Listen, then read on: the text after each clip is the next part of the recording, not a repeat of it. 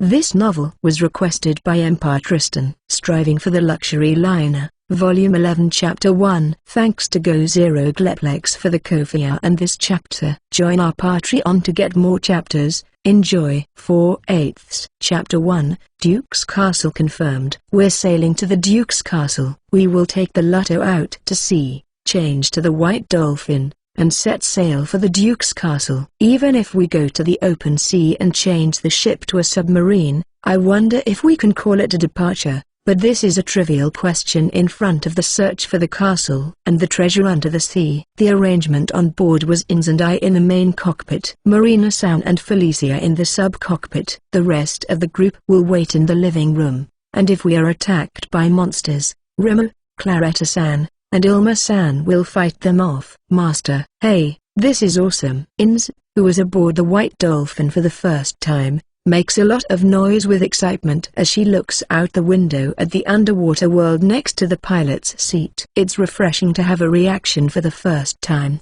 and I nod proudly to Ins, feeling happy too. Felicia and the other members of Girasol had gotten used to the submarine over the past 2 days of training, so their reactions were a bit thin, and I was feeling a bit lonely, so I was especially happy for In's reaction. But Master, this way, we're going to the royal capital, right?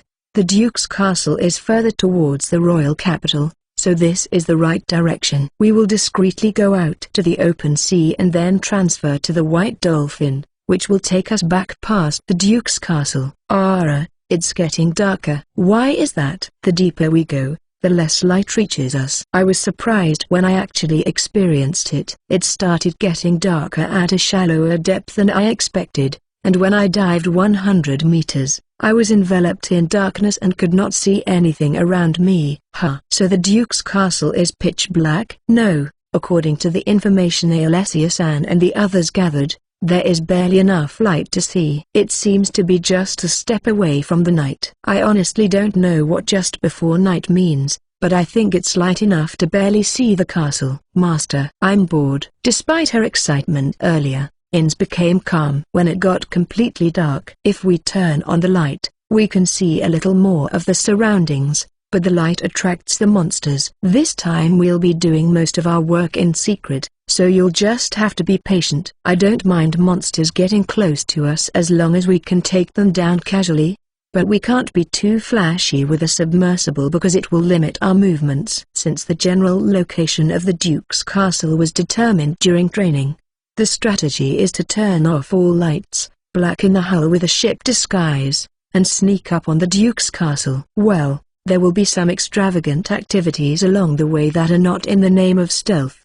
but I'll let that slide. Come to think of it, that's what you said. Ins nodded as if she understood. I explained it to her last night in great detail, but it seems that she finally realized what it was all about by actually experiencing it. It's hard to understand the atmosphere of a place without experiencing it, so there's nothing to be done. In the pitch-dark sea, all the lights were turned off, including the interior lights, and the pitch-dark hull of the submarine pushed forward through the water. The White Dolphin is a private submarine, but right now, I feel like a ninja in the sea. Master, we are arriving at our destination. Felicia, who was in the sub-cockpit, came to report to me as we pushed forward through the invisible underwater, using the map as a guide. I understand. I'm going to take a break in the living room before I continue, so tell everyone I'm coming. Felicia and Marina-san, who had night vision, were watching us in the sub-control room at the front of the ship, and I could still see nothing but pitch black,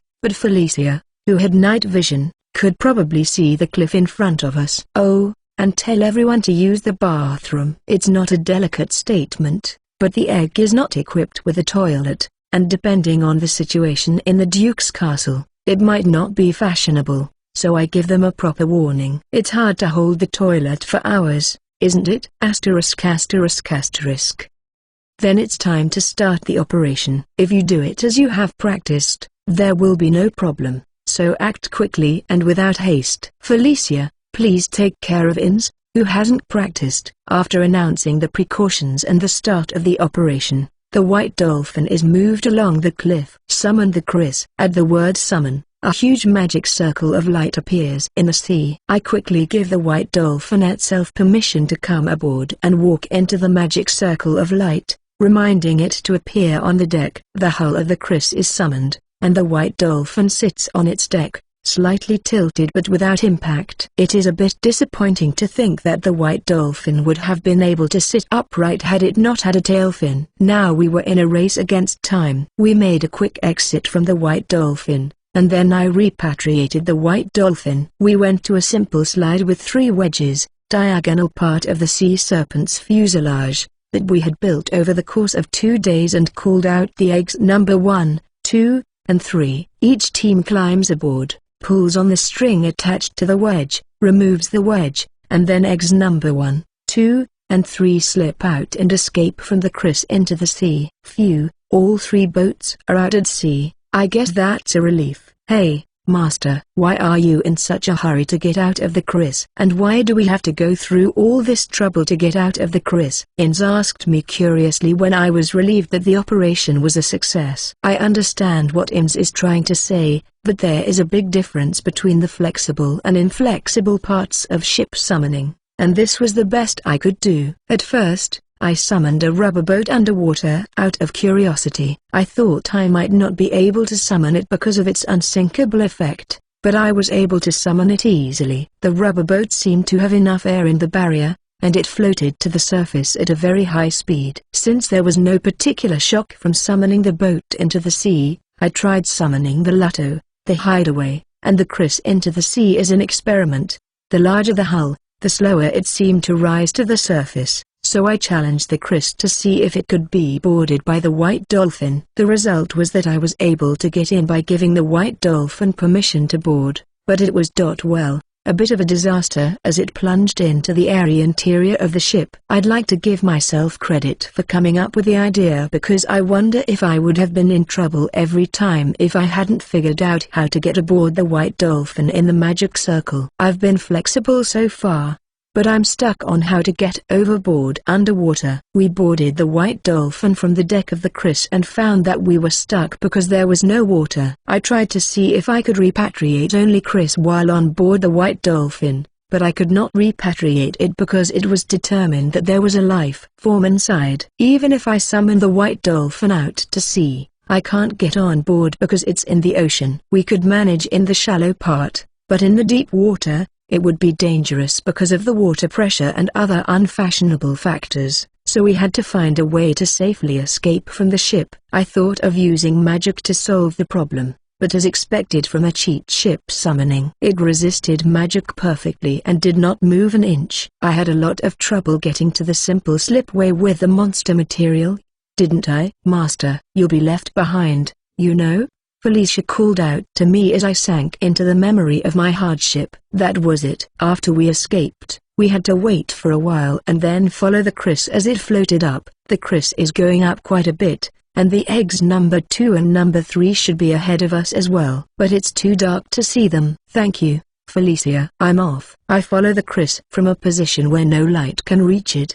The Chris is playing loud music through its speakers, so I cannot hear it. But from the point of view of a monster that can sense vibrations, the Chris should be quite conspicuous. The egg is slow, but the Chris, which is huge and heavy, floats very slowly toward the surface of the sea. The large surface area of the Chris can be subjected to a great deal of water resistance. Hey, Master, what will you do when you are surrounded by monsters if you are so slow? Oh, didn't I tell Inz about that? In a big place, I can summon the Chris, the fortress, or something like that to fight. If we are in a small place, a rubber boat or a hideout will be used. Well, it will take a long time to escape, so I'd like to settle this battle in the egg as much as possible without being found. Except for the Chris, we haven't set up a simple slipway, so it's hard to escape. But the rubber boats are surprisingly easy to handle by brute force. We make our way through the pitch dark,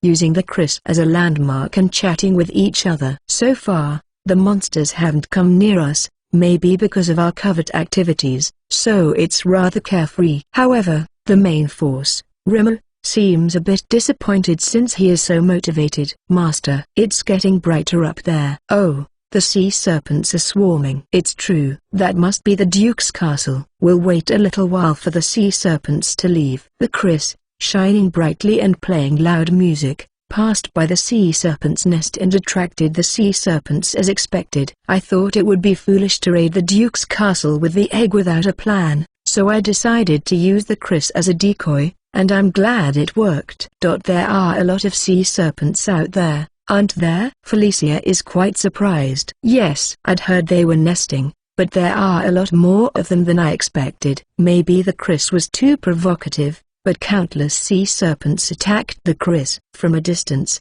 it reminds me of a TV show about farm deals swarming for bait. It's hard to know when to bring the Chris back. When this happens, if I go out to the surface, others will see the Chris, and if I go out too early, the school will return to the Duke's castle as quickly as possible. If a fisherman or a mermaid saw the Chris, we would have to pretend that we did not know about it and that it was a phantom. The Chris has moved away, so we launched the egg again. It was getting a little brighter, and we could see eggs number 2 and number 3 when a huge castle appeared on the cliff, somewhat of an illustration of the Duke's castle. The royal capital. Vertical bar _ vertical bar _ vertical bar _ vertical bar, vertical bar, vertical bar, vertical bar, vertical bar. The Duke's castle. Vertical bar, vertical bar, vertical bar, vertical bar. Striving for the Luxury Liner, Volume 11 Chapter 2. Thanks to Go0 Gleplex for the Ko-fi and this chapter. Join our Patreon to get more chapters. Enjoy. 5/8 Chapter 2, Duke's Castle Infiltration. After a somewhat complicated procedure to switch submarines, we finally reached a position where we could see the Duke's castle. I'm a little sorry that the Chris I used as bait is surrounded by a bunch of sea serpents up there. It's a little creepy, grumbling in places, but a castle in the sea is pretty cool. I think it is miraculously still in good shape for being sunk in the sea. The walls of the castle seem to be at the bottom of the sea, with some parts remaining, and the remaining object that looks like a watchtower is also collapsed. However, the main body of the castle seems to have kept its beautiful shape. The castle reminds me of Neuschwanstein Castle in the west, but in terms of shape, it is closer to Montana St. Michel. I heard that Montana St. Michel is a monastery, but it looks like a castle no matter which way you look at it, right? Master. It looks pretty battered to me.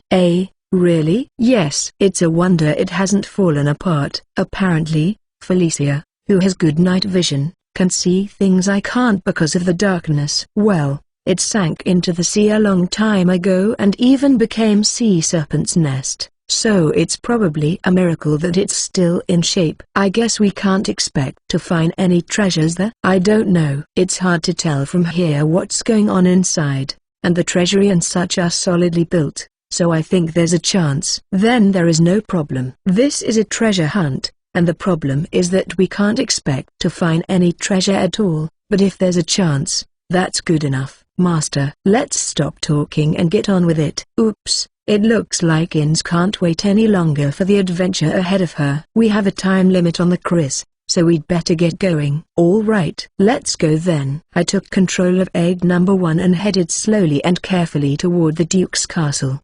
Well, I say slowly and carefully, but I'm going as fast as I can. Felicia, are the egg number 2 and number 3 following us? Yes, they are to the left and right of egg number 1. Shall I contact them by radio? That was it. We were going in the dark, so we had to use the radio. How could I have forgotten the existence of modern equipment? And Felicia remembered, if they're following us, then we're good for now. Then let's continue on our way. Oh, it's true, even though it's dimly lit, if I pay attention, I can vaguely see the egg number 2 and number 3. The ship disguise made them look black from the outside, but now that it's a little brighter, would they stand out if they were black? But I'm not sure what color would stand out besides black. When I tried blue in the ship disguise, it stood out quite a bit, so I'm not sure what's going on. Oh, if I made it the same color as the grumbling wall, would it look like a wreck to the sea serpent? No, I think black would be less noticeable from a distance. It will be even darker when we enter the Duke's castle, so let's keep going. After a while, we approached the grounds of the Duke's castle. Is this the courtyard of the Duke's castle? Felicia, is the sea serpent here? No, not in sight. I don't know if they're inside the castle. The sea serpent outside seems to have been attracted to the Chris. It seems we don't have enough time to rush into the castle now, so I want to get closer to the castle and look for a place to hide. I'll ask Felicia, who has good night vision, to look for it while we go ahead. Master, there is a gap between the wall and the building on the far right. I don't think it will be noticed if we stay there. As I continued, avoiding the ruins of fountains and flower beds that must have been beautiful in the past and the remains of walls and arches that would have divided the garden, Felicia found a place for us to hide. Roger that. We'll hide there temporarily, so please lead the way. Following Felicia's lead, I found an opening between the walls of a sturdy-looking building that looked a bit like a barracks. Surely it would be less conspicuous there. Felicia, tell the egg number 2 and egg number 3 to enter the gap first. Understood. After communicating by radio, I followed egg number 2 and number 3 into the gap and anchored egg number 1. Master, there are scuff marks on the wall and peeled scales on the floor. After stopping the egg number 1 and feeling a bit relieved, Felicia brought back an ominous report. Could this be the sea serpent's bed? That seems very likely. Come to think of it, sea serpent means sea serpent, doesn't it? I think a serpent would like this kind of crevice. I was surprised because there was no sign of the sea serpent, but if the sea serpent that was here had not been attracted to Chris, would we have met it at this place? There seems to have been some kind of crisis. For now, let's move the egg number 1 to a place where we can check what's going on outside. Should we escape? Even if we escape from here, the place where we could hide is probably a sleeping place. Then it would be safer to repatriate and resummon the Chris. Besides, I would like to know how long it will take the sea serpent to return after Chris is gone. No, I'll repatriate the Chris here. I'll have a meeting with Alessia-san and the others in a bit. This is the egg number 2. This is Alessia. This is egg number 3. This is Dorothea. What do we do now? I called them on the radio, and Alessia-san and Dorothea-san quickly answered the radio. It seems that radio has over-terminology, but I regret that I didn't have the knowledge to explain it to them. Asterisk asterisk asterisk. Hey, Master. That radio is handy, but don't you have one on your other ships? After a short discussion about the next steps and the repatriation of the Chris, Inz asked a painful question. There is. Why didn't you use it before? Inz asked me with sincere curiosity. I think she asked because she was really curious, not because she wanted to question me. But it's hard to explain because I don't really understand it either. The radio we use now is a short-range, direct-use radio. The one used on big ships can't be used because there are other things besides the ship that are needed. When I did some quick research, I found out that it was a satellite radio, so I left it alone, but there is a possibility that it could be used as a regular radio if it was short-range as well. Well, I don't get a chance to use it much, and if I need it, that's fine. Isn't that something you need that is sold in the ship's store? It's something you use on the ship, isn't it? Well,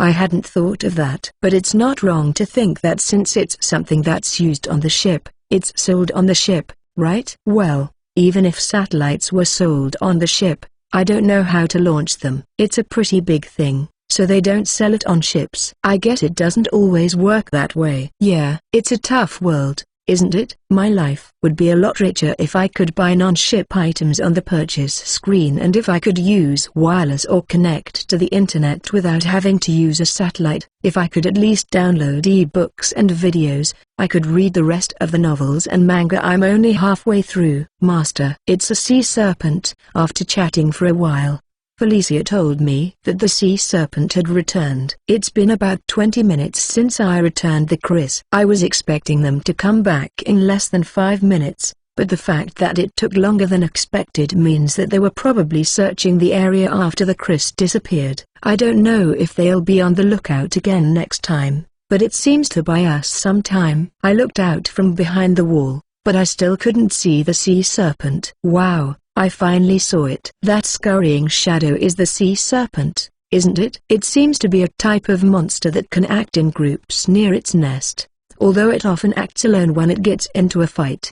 The reason they act alone outside the nest may be because they are so large that there is not enough food for more than one. Wow, one of them is coming towards us. It seems to be sleeping here. It would be inconvenient if we had to fight it. So let's summon Chris. When the Chris is summoned to the center of the Duke's castle courtyard, the sea serpents rush to the magic circle of light that appears. The sea serpent that was going that way changed direction and went to the magic circle, and attacked the summoned Chris. I was a little worried, but it seems that the lures are still having a great effect. I heard that even fish learn when a lot of fishermen come to a spot. So it will depend on how many more times they are attracted to the lures. Let's get started. I asked Felicia to contact egg number 2 and number 3 by radio, and we set egg number 1 in motion toward the Duke's castle. As we approach the Duke's castle, it is quite battered, as Felicia said, and the security is quite unreliable, with collapsed walls and expanding windows. It is amazing that even though it is in such disrepair, it still retains the shape that makes it recognizable as a castle. The Duke's castle must have been built very sturdily. Master, where do we enter? There are so many places where we could enter, so it is a bit confusing. In a case like this, it's better to take the official way in. There is a possibility that the passage is blocked by a collapse, but I am sure that there is still a passage that leads to the back. Well, Inns was right. Even if we enter through another hole, it will be useless if there is no passage ahead of us. Let's explore the official way first. We sneak into the castle through the large entrance at the front of the Duke's castle. I don't know if it's grumbled or if the sea serpent destroyed it, but it was easy to sneak in because there's no door. Once inside, it was like a huge entrance hall. I don't know what normal castles are like, but a castle built during a war wouldn't be so unprotected. Maybe it's a castle built as an authority in times of peace. The question is, where do we go to find the treasure? Once inside, it is too dark to see clearly, but it seems that there is not only the grand staircase in front of us but also passages on both sides. In a game, my style would be to check all the passages, but considering the swarm of sea serpents, I doubt I'll have time for that. Master, there's a sea serpent coming from the left passage. It would have been easier if all the sea serpents had flocked to the Chris, but alas, there seems to be one stay at home. And even though I was told it was the front left aisle, it's so dark I can't even see the aisle. It's Rimu's turn. Oh, Rimu is motivated. We can hide somewhere in the crevice where the sea serpent can't get in. But let's try fighting for once. Is it like switching from a stealth mission to an attack mission? Striving for the Luxury Liner, Volume 11 Chapter 3. Thanks to Go0 Gleplex for the Ko-fi and this chapter. Join our Patreon to get more chapters. Enjoy. 6/8. Chapter 3, Battle on the Egg. After summoning the Chris for the second time as a decoy, we infiltrated the Duke's castle. Drawn by the motivated Rimu, I decided to fight.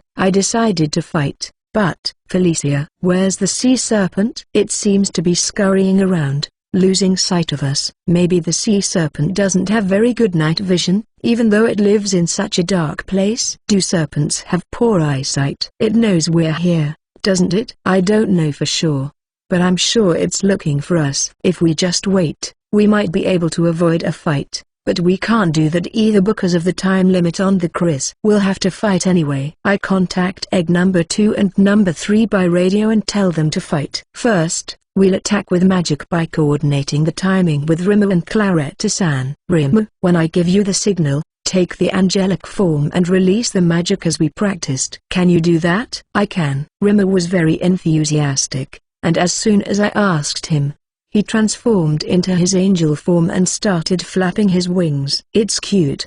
We should get started. When Claretta-san starts to draw a magic circle, it will stand out, and the sea serpent will notice us. First, we need to open the hatch. Master, the sea serpent has noticed us. It is coming towards us. Is it sensitive to sound? If it's aware of us now, we can't make the first move. I move the hull forward and point the hatch in the direction the sea serpent is likely to come. Rimu, attack. Felicia, Radio Alessia-san and the others. Tell them to turn on the lights. If it notices us, we'd rather fight in the light than in the dark. The light might bring other sea serpents to us. But if we fight, they will notice us either way. When the light was turned on, I saw the sea serpent coming toward us. It is more powerful than what I see in the sea. Is it because it is on its home ground? When I was a little scared, I saw a magic light hit it. It's Rima's holy spear. It seems to do some damage, but as expected, it can't be killed with a single blow. Even though it was at a low level, it was able to withstand In's and Felicia's biggest magic attack, so there was nothing to be done. Rima, that's great. You're attacking so aggressively. Rima, doing my best. Rima's motivation seems undiminished. A little further away, a large magic circle is being drawn. Maybe it's Claretta-san's magic circle. The one that shoots light arrows until the magic circle disappears. When the sea serpent that has been attacked comes towards us, we are swept away by the violent movement of the water, the hull wobbling and swaying. If it were attacked directly, we wouldn't even feel the vibration. But underwater, the movement of the water is transmitted directly to us, which is annoying. Felicia, please make sure that Tremor doesn't slip out of the hatch. Support him at the hatch, and he will shoot magic at it. Ins, when the sea serpent comes towards us, attack it with your sword. It's a narrow space, so use mainly thrust. I understand, but it's too bad that I can't make any big moves with it. I was afraid she might get dizzy, but In seemed to be able to relax even with this shaking. I envied her. While I was trying my best to control egg number 1, a magic arrow landed on the sea serpent. It seems that Claretta-san's magic circle has been completed as well. Ugh! It's coming this way, isn't it? Yes, it's already coming this way. Since Claretta-san's magic hit, it seems to be going that way, but for some reason, the sea serpent is charging toward us. Rima released a spell, but it didn't care. Oh, is it going to eat us? Egg number 1 is shaking like a leaf from the turbulence of the water currents caused by the sudden approach, but the sea serpent opens its big mouth wide and bites us. I hope that Ins will be able to intercept it, but as expected, she won't be able to in the midst of this shaking. Maybe this is our chance? As expected from a ship with God's specifications, the sea serpent bites us, but there is no shock. Conveniently, I can see the inside of the body through the hatch. The sea serpent seems to have stopped moving and seems to be perplexed. Maybe from the outside, it looks like a big snake trying to swallow an egg in its mouth. If it keeps swallowing it, it's going to be trouble, and we'd better attack it,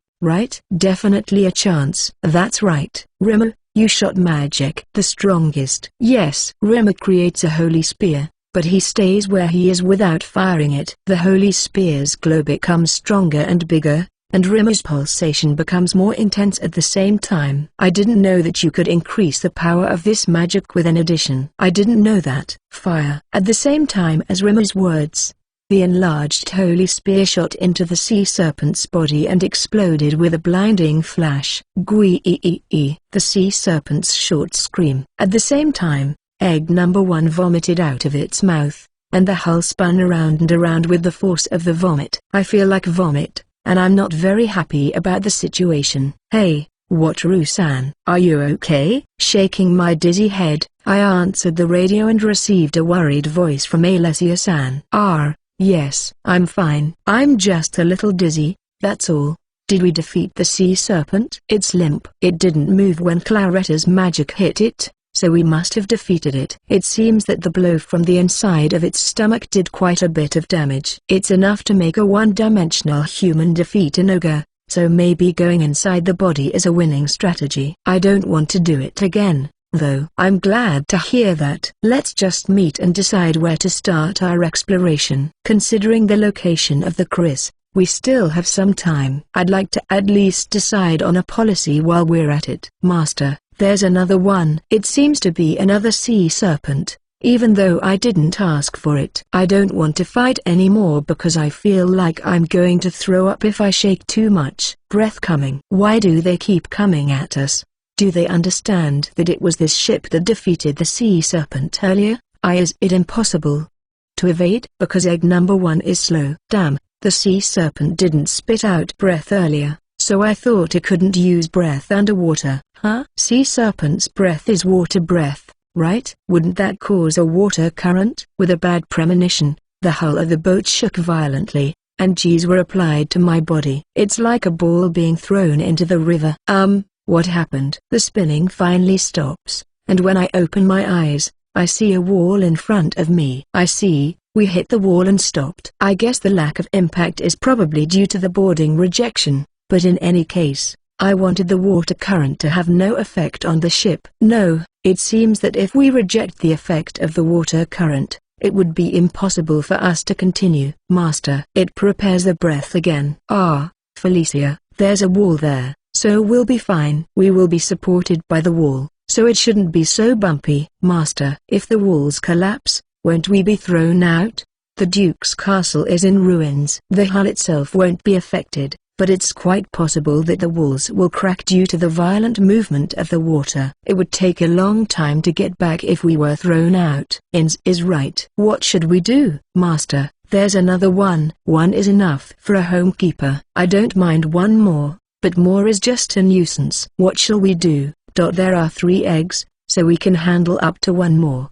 But if they swing around the hull in the current situation, it'll be me who spreads my vomit all over egg number 1 while becoming something like sea serpent's vomit. Let's give up the sneaking mission. It's a shame, but not worth the effort of spreading vomit and diarrhea all over the ship. Felicia, I'm going to summon the hideaway now and call egg number 2 and number 3 to meet us there. Fortunately, the entrance hall is large enough to summon the hideaway. The problem is if the ceiling falls through, but boarding rejection won't affect the ceiling, and even if the ceiling falls through due to the breath, it will stop at the 2nd or 3rd floor because it's the 1st floor. Understood. It's about time the breath got into trouble. I hurriedly returned the Chris and summoned the hideaway. Egg number 1 and egg number 2. And number 3 step into the magic circle that appears. Egg number 2 and number 3 do not make it in time. It hurts that the distance was separated by the breath. Well, it seems that both of them knows that they won't make it in time, and they're on their way up, so it won't be a problem to join them. The entire egg number 1 has moved to the deck of the hideaway. The sea serpent seems to be breathing breath, but it's definitely much bigger than egg number 1. So we don't feel much of a tremor. The hideaway floated up at a good speed and stopped when it reached the ceiling of the entrance hall. I knew this would happen, but I was a little nervous. I got out of egg number 1 and stood up straight. Master, that's egg number 2 and number 3. Even though they had started moving before the magic circle appeared, they were quite fast. Is there such a thing as a submarine that rises faster? Let's try it later. For now, I have to give them permission to come aboard. When I gave permission to board, egg number 2 and number 3 fell into the barrier and spun around because there was no water. If the indestructible effect had not been applied, both ships would have been damaged. Well, even if there is no damage to the ship, there is damage to the people on board. Phew, I wish I could have refrained from this method of boarding. Alessia-san came out of egg number 2. Shaking her head. She must have taken some damage to her semicircular canal because there was a twist, but they broke just before the railing, so it should be better than the first time. The first time, all I cared about was getting into the boat, so I did a few turns and almost threw up. I'm sorry. It was an emergency. I know what happened because I was watching you. What about the sea serpent that's out the spitting breath and the one that's bumping into us? What should we do about it? I've repatriated the Chris, so I'm afraid the other sea serpents will come back while we take these guys down. Build a launch pad and get out of the hideaway. I don't think you can summon the Chris again. Yes, the Chris is hard to summon as it is now because the line of sight doesn't go out. It is hard to see that the place where it collapses is just a blind spot. There is no way I can summon the Chris in the castle. Well, even if I could summon it, I would return the egg and summon the Chris, attract the sea serpent again, then repatriate it, summon the 3 eggs, and escape from the hideaway.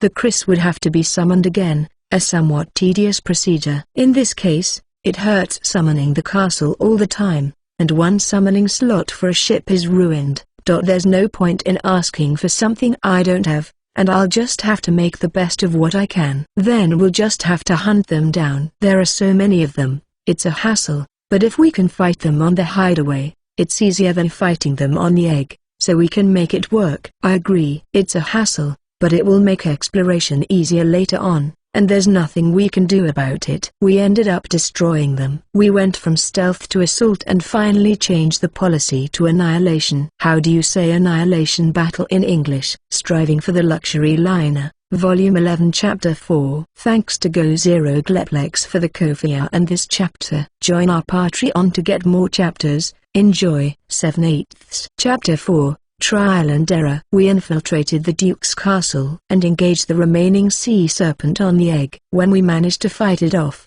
2 more sea serpents appeared, and I immediately repatriated the Chris and summoned the hideaway. What, Trusan? Why don't we take a break? As we were about to start the extermination battle with the plan decided, Alessia-san asked for a break. Since the Chris has been repatriated and there's no more time limit, there's no problem with taking a break, but wouldn't it bother you to have the sea serpent hanging around? With the size of the hideaway, it won't be affected by the water currents, and there will be less surface to impact, so as long as you don't mind the sea serpent, it won't be a problem. But it is a little unsettling. It's much better than the hordes of bugs in the demon forest, and even if we kill the 2 that are there now, there will be more of them later, so we can't really worry about them. It's true, it's 100 times better than the swarms of bugs in the demon forest, and if the sea serpent swarm comes back, it's certainly not worth the effort to kill the 2 first. It would be easier to attack them if they were grouped together.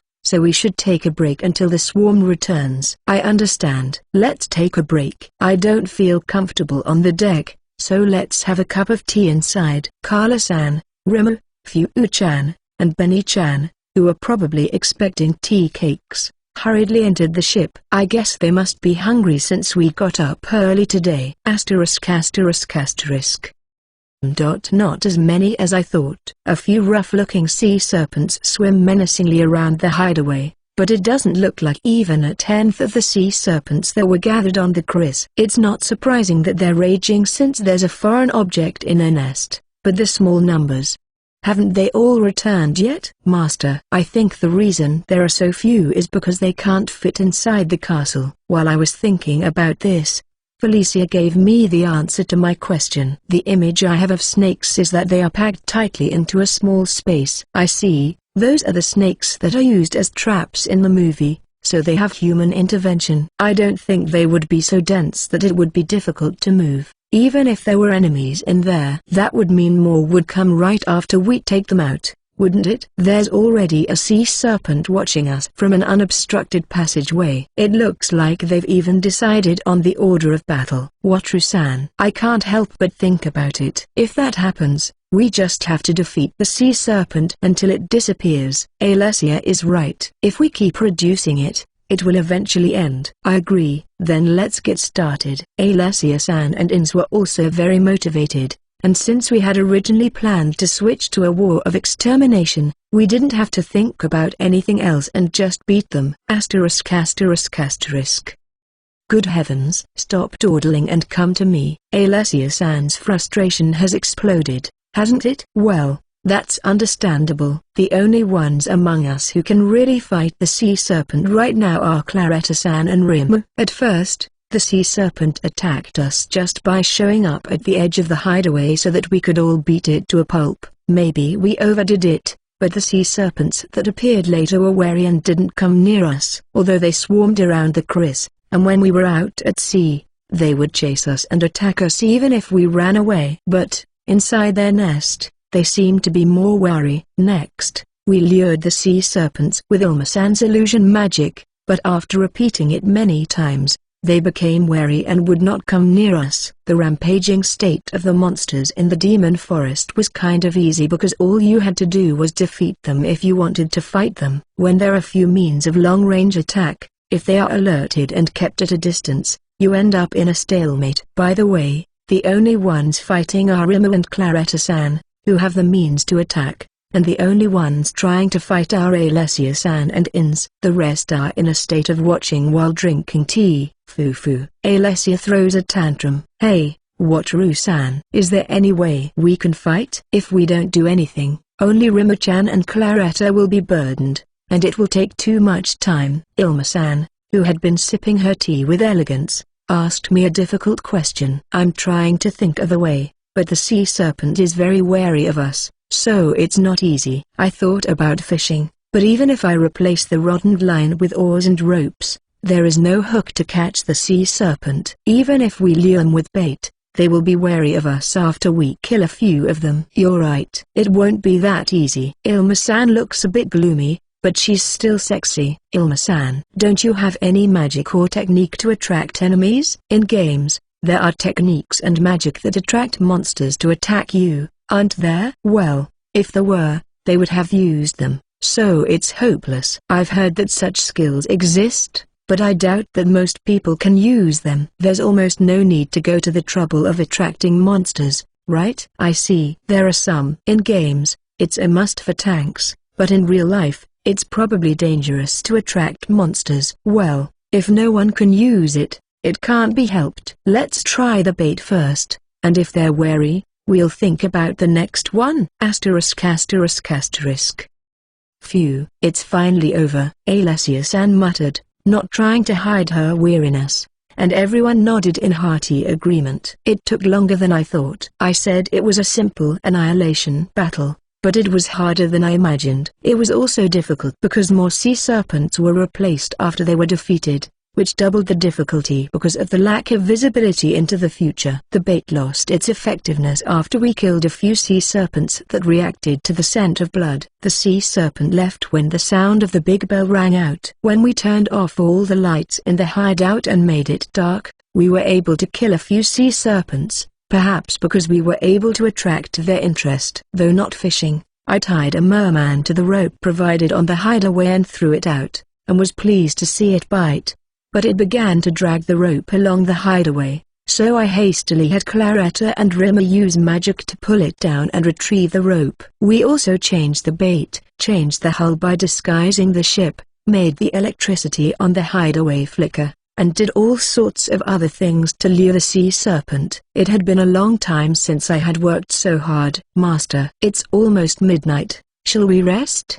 Felicia asked me as I was immersed in a feeling of satisfaction. It's been a long time, and I want to go to bed, but I don't know what to do. I said something about an annihilation battle, but considering the number of swarms, I don't think we could have defeated them all. I wonder if those sea serpents piling up outside are safe to leave alone. They cost 100 million yen each. It might be more expensive than the treasure in the Duke's castle, and it would be a waste if we left them out there and damaged the materials or if they were eaten by live sea serpents. Wataru-san, even as Girisul, we don't have the funds to spare, so I'd like to ask you to do what you can to retrieve it. Dorothea-san asked a little awkwardly. Come to think of it, I got all of Girisul's assets at the time of the war, so I guess they are still in a tight financial situation. I paid for some of the escort services, but I don't think they've fully recovered yet. I understand. Let's recover as much as we can. Even if we don't find the treasure, we can still make money,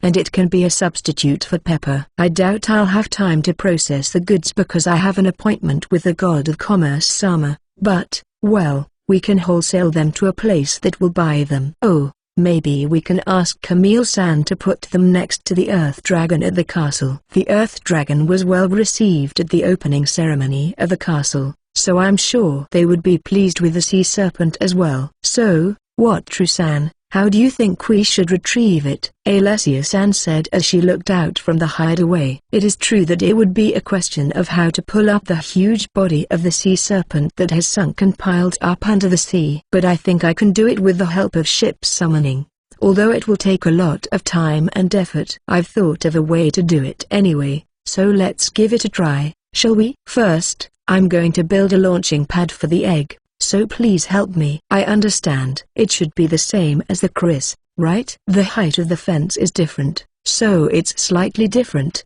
but it's almost the same method. I did it once on the Chris, so Alessia-san and the others understood it right away and started working on it. I'll quickly summon a piece of the sea serpent as well. Then we'll leave, so please take care of the ropes." "Understood." The launch pad is ready, and the egg number 1 is occupied by me and Claretta-san. I'm a little nervous because Carla-san is usually here with us. Claretta-san is so gentle and full of a healing atmosphere, but she has one of the richest symbols of motherhood in Girasol, so my evil heart starts to swell around my neck.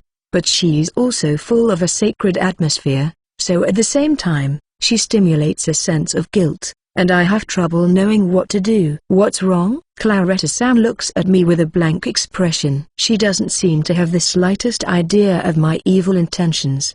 If it were Ins or Ilma-san, I would be able to express my eroticism a little more. "No, let's go then." "Alessia-san, please." I shake off my silly thoughts and let Alessia-san and the others push the egg into the sea. "Foo-foo." Claretta-san laughed happily as we entered the sea with a splash. "Is something wrong?" "No, I've experienced it many times, but the feeling of entering the sea in a boat is strange and interesting." "Don't you think so, Wataru-san?" "I see. I think so, too. It's fun, isn't it?" "The truth is, I'm afraid of falling into the dark water, but if that's what Claretta-san thinks, I'm not afraid to go along with her. Rather, let's be proactive and synchronize." Synchronizing movements and feelings is an important part of getting along. Is that true? When I think about it, I feel that this tedious task is also a chance for me to get to know Claretta-san better. "Okay, I'll do my best." Striving for the Luxury Liner, Volume 11 Chapter 5. Thanks to Go Zero Gleplex for the Ko-fi and this chapter. Join our Patreon to get more chapters.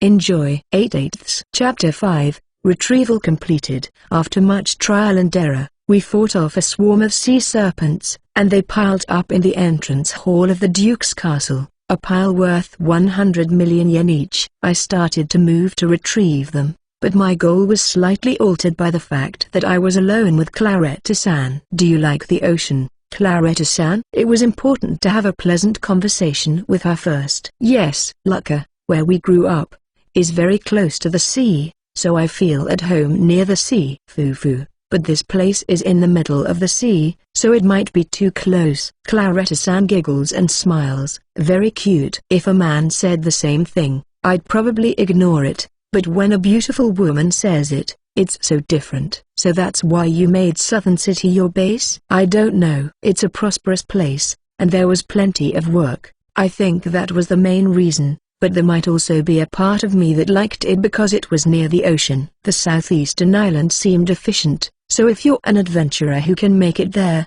Southern City seems like a good place to make money." "Isn't living on a ship a pain?" I asked modestly. I just wanted a compliment from Claretta-san because I couldn't imagine her complaining about life on a luxury liner. "Pain is outrageous." I was very surprised to see a ship with a church, and there were so many rare dishes. I was incredibly happy. "Oh, Wataru-san, we've arrived." "Damn, it was a nice part, but we even arrived at the sea serpent." Even though the speed of the egg number 1 is slow, I can't speak slowly because the distance is so short. With my speaking skills, it's hard to create a good atmosphere with a bumpy conversation. Should I change direction and focus on deepening trust through cooperation? Without thinking about it, it's impossible to create a romantic atmosphere while recovering the sea serpent's body. Let's get started, shall we? I'll try it first. Good luck. It's not much of a challenge, but I summon the rubber boat into the mouth of the sea serpent, whose mouth is hanging open right in front of me, using Claretta-san's support as strength. Oh, was I a little too far back? The mouth snapped open, pushed by the hull and the barrier. Well, the tusks act as a stopper, and the rubber boat doesn't pop out, so I guess it's not a problem.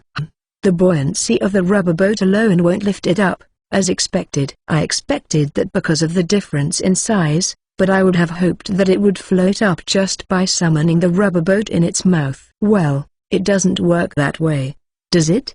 But it won't go to waste since it will be lighter by that amount of air. I see. Then let's move on to the next strategy. I brought the egg close to the sea serpent that the mouth had been opened, and following Claretta-san's instructions, I put the largest tusk into the ship through the hatch of egg number 1. At first, I thought about using the arm attached to the egg number 1 to hang a rope, but I decided against it because it would take too much time and effort. I was sure that the arm would come in handy sometime in the future. Wataru-san, I've hung the rope. I'll give you a signal. Please do so. With a yes, Claretta-san pulled the rope 3 times. I won't say what it is, but thank you for the treat. At Claretta-san's signal, the slack rope began to tighten and pull. Will it lift now? I felt like I was watching a crane game. Ah, the face has lifted. It was true. Slowly but surely, the face was being lifted. I guess the members of the Girasol, except for Ins, Felicia,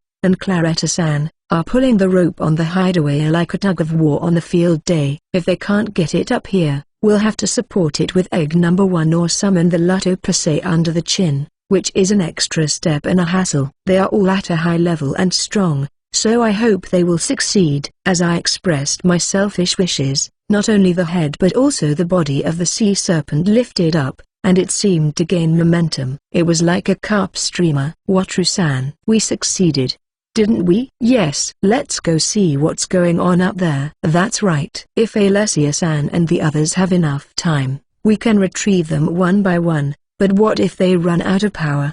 It would be a rescue operation that would not be completed in a few days. As we watched while the egg ascended, the sea serpent was easily picked up by the hideaway. There seems to be no problem getting it into the ship, which would require the most power. I told Claretta-san to prepare for the impact and let the egg number 1 plunge into the hideaway. That was a bit easy. But how was the raising of the sea serpent? I asked Alessia-san and the others as I hugged Rimmer, who had jumped onto the egg number 1. No problems here either. It takes a bit of strength to get started, but once you get going, it's a breeze to get to the end. Do you think it will be okay if we collect them in a row? Yes, I don't need a break at this point. Not only Alessia-san, who answered me, but also the other members seem to have no problem. It looks like we can fit about 4 of them on the deck of the hideaway, so we can just dismantle it after we retrieve the 4. Let's retrieve them quickly because there are a lot of them. Asterisk asterisk asterisk.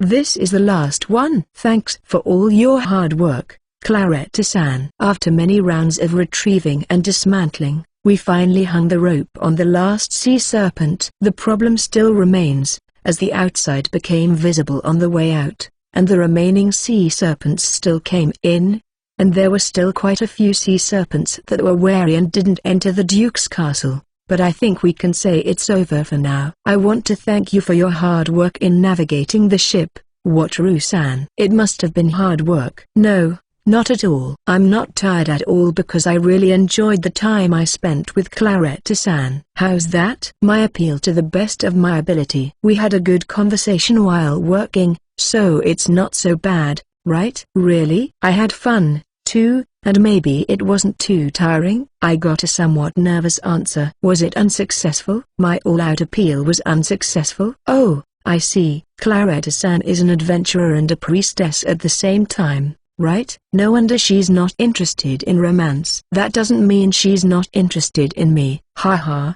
I'm glad to hear that. I tried my best to get to know Girasol better, but I think I was talking to the wrong person. At first, Ilma-san. She might understand. But I'm afraid I'll be unboned, so I feel like I'd rather have someone else. I'd really like a manual on how to get along with everyone. Asterisk asterisk asterisk. Then it's time to start exploring. We thought about splitting up and exploring, but there's a good chance the sea serpent is still around, so we'll have to work in groups. The day after we finished dismantling the sea serpent, we finally started a full-scale treasure hunt. We discussed many things before going to bed, but considering that the sea serpent was on alert and would not come inside, we decided that it was likely that the sea serpent was still inside the castle. I could handle it if I summoned a ship, but if something happened to the egg number 2 and number 3, who were working separately, it would be difficult for them to get back on their feet. So safety was a priority. I understand. We will explore the basement first, right? Yes, that's the plan. It's not very tasteful, but we'll start with the basement, which seems to have a high probability of being a treasure room. I prefer to explore the underground section last, where the treasure room is likely to be, but you never know what will happen in an underwater castle. I changed my style of saving the best for last and chose the style of going straight for the treasure. Huh? That's why you want to explore underground? As for me, I don't really have an image of an underground treasure. Is that okay? Oh, ugh. After all this time, Alessia-san gave me a shocking revelation. Huh? I thought the basement was the place to hide the treasure, but is it different in this world? Yesterday, it was decided that the treasure would be hidden in the basement, so it seems that we didn't communicate properly. Let's see, how unusual is it to have a treasure hidden underground? I'm not an expert on castles, so I can't say for sure, but I don't have a picture of it being underground. What about you? I always thought of the underground as a pantry or a prison. As a scout, I can't rule out the possibility of a treasure room since the underground is an easy place to limit entry routes. But I have heard that the treasury is in a semi-private area that only the lord of the castle or someone close to him or someone he trusts can enter. Even in the opinion of Dorothea-san and Marina-san, the possibility of an underground location seems remote. I had the impression that there were a lot of traps and the like set up on the only road leading underground, but that seems to mean that it would be difficult to use. Also, it is quite unusual for Marina-san to speak in long sentences. If that's the case, it would be better to look for the upper floors if you're looking for the treasure room, right? Marina-san, do you know where we should focus our exploration? I can't say for sure because it varies from castle to castle, but the official treasury is in front of the Duke's private area. For private vaults, you should look in the Duke's private room. So in this castle, it would be in the upper part of the castle. I see. In that case, let's explore from the top. Marina-san, may I ask you to lead the way? I don't know where the semi-private area is, but I think it would be better to leave that to Marina-san. I only know the suspicious places, you know? That's enough. I don't even know where the suspicious places are. I've been to Japanese castles before, but I've only experienced Western-style castles in games, so I have no idea what to expect. I understand. Marina-san agreed, and we set out to explore. The formation will be led by egg number 3 with Marina-san in the front, egg number 1 with me in the middle, and egg number 2 with Alessia-san at the end. By the way, we originally planned to go on a sneak mission to explore the castle, but the schedule is changing rapidly. I hope that it will not be a problem and that we will be able to explore the castle smoothly. Striving for the Luxury Liner, Volume 11 Chapter 6. Thanks to just some guy for the Ko-fi and this chapter. Join our Patreon to get more chapters. Enjoy. 120. Chapter 6. Villain. After successfully retrieving the sea serpent, it was finally time to explore the underwater Duke's castle. Well, the exploration route was changed due to my assumption before leaving, but I noticed it before leaving, so it should not be a problem. Was this grand staircase a symbol of the Duke's power?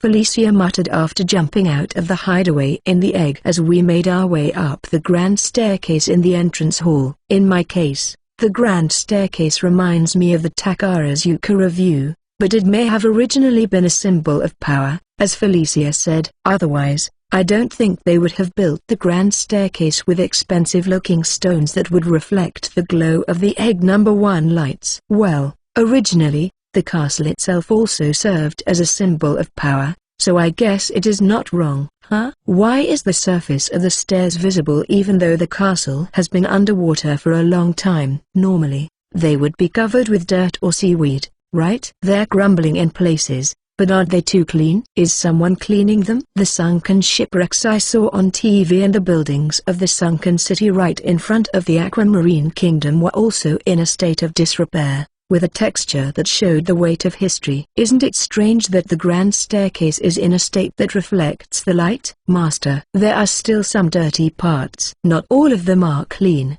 Perhaps the battle with the sea serpent has exposed the surface of the stairs. I see. It was quite a fierce battle, wasn't it? The big sea serpent moved around so violently that the entrance hall looked like the inside of a washing machine. The lock was broken in several places, and the surface could be cleaned up a bit. I almost made a fuss about mystery or suspense, but Felicia's calm judgment prevented it. My mental state may have been a bit buoyant and out of control because of the exploration of the sunken castle under the sea. Let's pull ourselves together. As we climbed the grand staircase, egg number 3, which was leading the way, turned right. Following the egg number 3, I turned right and entered a passage. The passage is quite wide, but even with the size of the egg, there is not much room. Considering the connection from the main staircase, this passage must be the main passage. It would be difficult to explore the other passages. In any case, it would be impossible to explore every corner of the Duke's castle. This is egg number 3, Marina. Do you want to explore the rooms en route? Marina-san radioed in. Well, it's a castle, so it's possible that there are expensive things left in the rooms, but in the current state, the rewards aren't that good. If it were a game, I wouldn't miss a single potion. But since I can't search every nook and cranny, I'll focus on efficiency. First, let's go to the places where treasures are likely to be found. The audience chamber, the treasury, and the private chambers of the Duke and his family are the places to target. I understand. Then we'll ignore this floor and go upstairs. So it has been decided that there are no important rooms on this floor? Well, the important rooms are in the back, aren't they? Copy that. After radioing Marina-san, we proceeded through the dark corridor again. It's kind of boring, isn't it? Usually, there is a sense of excitement in this kind of exploration because of the monsters, but I wonder if the sea serpent ate them all? Well, it is hard to imagine that there are other monsters in the sea serpent's lair unless they are symbiotic. But please don't say something like that at a time like this because it would raise a flag. The sea serpent is still out there, so you mustn't let your guard down. That's okay, isn't it? We've all taken it down pretty good, and it's one of those things that made me feel alarmed and scared. Ins and Felicia's conversation brought the situation to a head. First of all, there will be monsters soon, no doubt about it. This is egg number 3, Marina. There's a sea serpent threatening to guard the stairs. You see, a promise is a promise because it actually happens. I'm tired of dealing with the sea serpent. This is egg number 1, Wataru. Do you think a fight is inevitable? Impossible. A short answer came back. Few attacks don't work, but with breath, the water current would push us away. So sea serpents are tricky in narrow passages. Got it. We will fight in caterpillar formation as we talked about last night. Everyone, please. I have a certain method for fighting sea serpents in the passage. But it's a subtle, conscientious method. Well, let's leave it there because even if I think about it messy, I'll just be swept away by the breath. And that's better than spraying poisons and irritants into the sea that came out of our discussion. I move the egg number 1 so that it fits snugly against the back of egg number 3, which is at the front. The key is to make sure that the hatch part is touching the wall of the passage at this point. The hull is at an angle, and the position of the hull is difficult. But we have to be patient. I'm counting on you. Okay. Pulls her sword from its sheath, quickly plunges it into the stone wall of the passage, and ties the hilt of the sword to a projection inside the submersible with a rope. It doesn't make sense to me that the sword can be inserted into the stone so easily even when I see it in front of me, but I hear that it's surprisingly easy when you're at a high level. The egg number 2 in the back also works in the same way, firmly attached to egg number 1. Egg number 1 and number 2 support egg number 3, the main attacker. It is called the caterpillar formation because it looks like a caterpillar when seen from the side. If the sword breaks, the rope is torn off, or the wall does not break, it is expected to withstand the breath. The downside is damage to the sword and walls and the fact that it makes actions inconvenient. It is especially heartbreaking to thrust a sword into the ruined castle of the Duke. But it's a little too late for that now since we're practically trespassing. Claretta-san, please. Understood. We will begin our attack. A few moments after the radio reply, a light shot out of the egg number 3 in front of us. It seemed the battle had begun. Master, instead of putting Rimachan on egg number 2 in the back,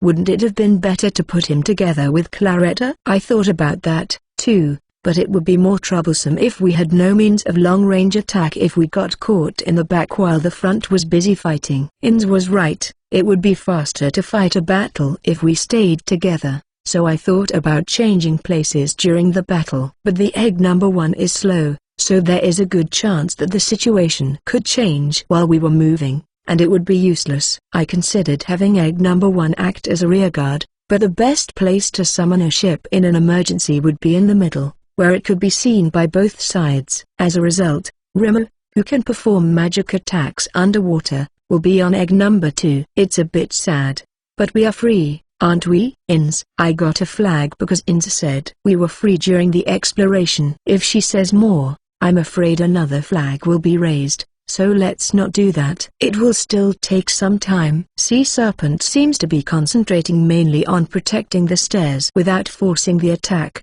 Felicia explained the situation in detail with her night vision. Oh, Ins pouted when she heard the explanation. Marina-san also said that the Sea Serpent is threatening to protect the stairs. Is there a reason why they don't want us to go through the stairs? Could it be that the Sea Serpent is guarding the treasure? Ins, who had just been sulking, happily joined the conversation. This is what they call a woman is as fickle as autumn weather. I'm learning a lot. T/N. In English-speaking countries, it might be, man is as fickle as April weather. In Japan, they say, honor, female, gokura, mind, 2, and, okay, autumn, no, sora, sky or weather, which means, woman is as fickle as autumn weather. This saying is sometimes used to emphasize how difficult it is to understand women's minds and how the weather changes so suddenly in the autumn. In my former world, I have an image of dragons collecting treasures,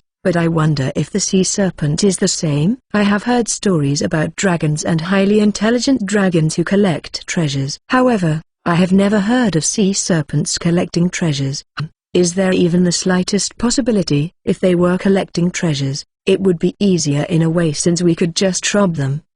Hey, speaking of dragons, there is no pattern of a water dragon living here and the sea serpent being its servant, is there? Even if it is a water dragon, it won't be able to break through the ship summoning barrier, which the gods can't do even if they get out of control, but I don't think we can do any damage to it either. If we make it angry, it's a terrifying opponent. I don't think that will happen. We can't deny the possibility of water dragons living here, but dragons are solitary creatures, and they won't allow the sea serpent to exist nearby. So the possibility of a water dragon is 0 if there is a sea serpent? I suppose so. I see. That's a simple explanation. Come to think of it, I've had the scales and fangs of the wind dragon in my storage for quite some time. I've been putting them aside because they're so conspicuous and cause a stir, but now that things are conspicuous and it's too late, maybe I should think about updating my equipment. I'll discuss it with Alessia-san and the others when we're done exploring. Breath coming. A short time after Felicia's words,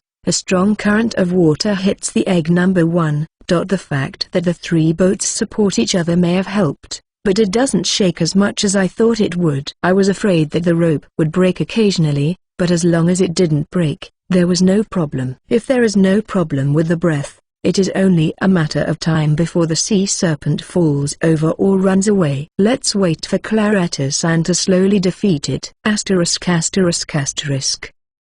The audience chamber may be up ahead. Roger that. Marina-san. I know it's not easy, but please proceed with caution. I understand. Finally, we come to the place where the treasure seems to be. If there were a jeweled throne, I would be very excited. But it was quite a hassle to get here. It took a long time to get here, partly because it took a lot of effort to pull out the swords and form a caterpillar formation, and partly because the sea serpent kept appearing and blocking us, which took a lot of time and drained our spirits. It must have been very hard work because the high-ranking Claretta-san even asked for a long break. There was a suggestion to swap egg number 2 and number 3 and let Rimmer do the attacking, but as we went on, the sea serpent started attacking us from behind as well, and the idea was shelved. Well, considering that the sea serpent has so many things to protect, it's pretty promising. Excitedly following egg number 3, we passed through the entrance to the audience room, which was probably equipped with a magnificent door. So that's what this was all about. That's why the sea serpent is resisting so desperately. We're really the villains in this composition, aren't we? According to Felicia's explanation, who has night vision, small sea serpents, and countless egg-like objects are placed in the large space of the former audience chamber. In short, this is the place where sea serpents raise their children, and the sea serpents who fought against us are the mothers and fathers who risked their lives to protect their children. So we are like robbers who came to look for treasure in the sea serpent's nest where they were living peacefully. I feel like I'm doing something terribly wrong. What should we do? Let's get rid of as many young sea serpents as we can and collect the eggs. They are rare and should fetch a reasonable price. When I asked Alessia-san what we should do via communication, she gave me the usual dry opinion. Apparently, monsters are the enemy, and it doesn't matter if they are children or not. I guess that is the difference between the people of this world, who fight monsters day and night, and the peaceful Japanese.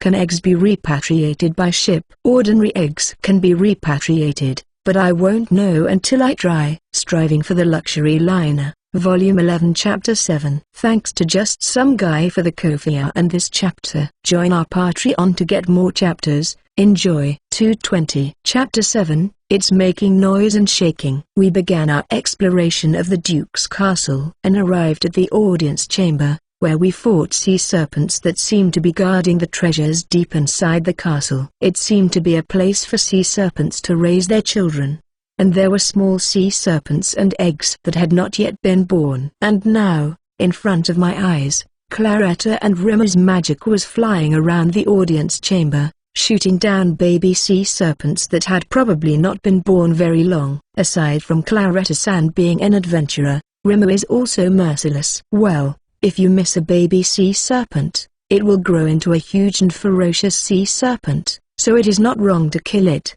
but I feel sorry for it just because it is a baby. A baby sea serpent is quite small compared to its parents, about the size of a python. I guess it's just scary to think of a snake that size. Yeah, I wasn't sure because I think of it as a baby, but with a baby that size, it's just a threat. I feel bad that it's like a break-in, but as something that mainly lives in the sea, I'm sorry, but I'm going to let it be sacrificed. If there's a sea serpent, when many monsters gather in the open sea, it will be troublesome, right? Master, it's no use just watching. Why don't we collect the eggs? I suppose so. We can't just sit here and watch. Let's try to collect the eggs. Following In's suggestion, we decided to try to collect the eggs. First, let's move egg number 1 in front of the eggs. Shall we? How do we get it? Even though it was dark and at a distance, I could clearly see it as an egg under the light, so I knew it was of a certain size,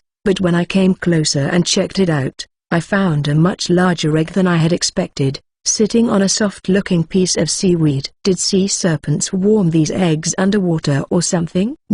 It's about 50 centimeters in diameter. I've heard that even dinosaur eggs are 30 centimeters or so at the most. But is this egg bigger than a dinosaur's? No, it's a monster, so is it any wonder that it's bigger than a dinosaur egg? I'm starting to think that since sea serpent is a monster and has magic powers and even breathes breath, it's no wonder that the eggs are bigger than dinosaur eggs. The question is how to retrieve them. Master, can't you do something with the arm attached to egg number 1? It has the strength to lift even a certain size, but for a round object that is difficult to grasp, the arm isn't big enough. It seems that this is not an opportunity for the arm to be active yet. In that case, the safest thing to do would be to lift it out of the hatch with a stake or something and summon a ship underneath. Can you lift the egg if you hold it between the sword and the scabbard? If it doesn't break, I think I can lift it. It's an egg, so it might break, but I've heard that even an ostrich egg has to be cracked with a hammer, so I don't think a sea serpent egg will break easily. Then I'll pull the egg number 1 over to the egg, and you try it. Okay, Fufu. Master. What's with the sudden laugh? Ins and Felicia look at me curiously as I suddenly laugh. No, it's nothing. Well then, please do. Phew, it's not good. As expected, it's not good. I said I was going to put the egg number 1 on the egg, and then I laughed, but that's not good for a young man. It's a dad joke. And it's a very advanced dad joke. If I said it, either the inside of this little submarine would freeze, or Ins and Felicia would look at me with lukewarm eyes. But my mouth itches. Somehow, I feel the need to say it, even though I know it would be a slip. Calm down. Calm down, Me. If I can't hold it in, I know I'll be a great father. I'm only 20 years old, so I'm not ready to be a father yet. Trying my best not to let my mouth slip, I tilt the egg number 1 and move the hatch in front of the egg, which In slowly lifts with her sword and scabbard. It's in the water and doesn't seem to weigh much. When I gave the egg permission to board and summoned a rubber boat, it swallowed the egg easily, and the rubber boat rose. It's just an audience room, and the ceiling is high, so it's a hassle to go up there to check it out. Let's see if I can repatriate the rubber boat here. Even though I reminded myself to repatriate the rubber boat, there was no sign of it being repatriated. This means that the sea serpent egg is recognized as a living thing, right? While the food eggs can be repatriated, the sea serpent eggs cannot. It is possible that the food eggs are unfertilized, but it is hard to imagine that they are so different at this age. It could be a matter of size or the difference between food and monster material, or maybe it is because the sea serpent inside the egg has grown up quite a bit. The ones being slaughtered now are probably recently hatched sea serpents, and it seems very likely that the eggs we recovered will hatch soon. I can't repatriate it. What should we do? It's going to be a pain to have one of the ship's summoning slots taken away by these eggs, isn't it? I agree. If we find the treasure, we will need at least one free slot to retrieve it. Besides, even if we were to retrieve the egg on the way back, it would be difficult to leave the castle while moving a rubber boat. Come to think of it, it's also important to know how we're going to bring it back. It's possible to take it with us if we break through some of the ceilings of the Duke's castle, but I also wonder if we need to go through that much trouble. It would definitely get in the way, and there's a chance it could break, but I think it would be possible to bring it back with us if we could tie it down with a rope and pull it out. I see. Felicia is right. There's no need to force it to be carried in a rubber boat. Even if it doesn't destroy the boat's summoning slot, we can still get the materials to the southeastern island or the Dark Elf Island, just like we did. Then I can think of a way other than just dumping it. Did it seem okay to carry the eggs roughly?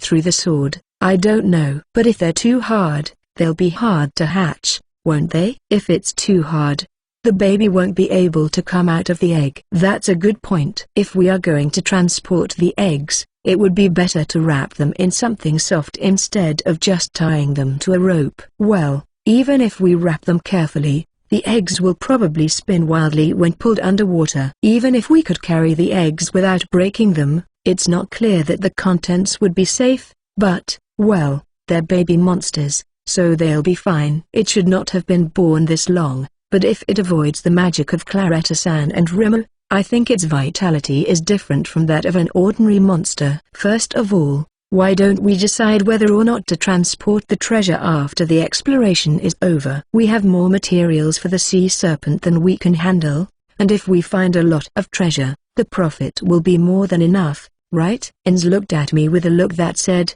"Why are you trying so hard?" Well, Ins is right.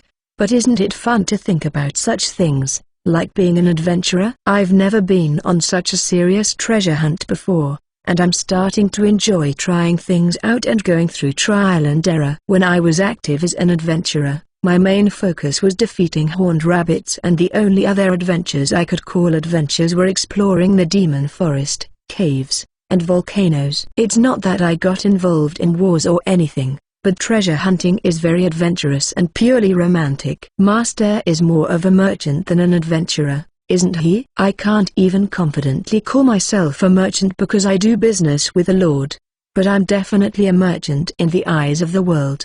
But since I basically live on a ship and my status occupation is captain, I guess I'm more of a sailor. It's a cheat, though. It's like feeling like an adventurer. Ins and Felicia looked at me very kindly. Maybe those are the eyes that look at a child who waves a branch around and says he's a hero or something. It's so embarrassing that it makes me sad.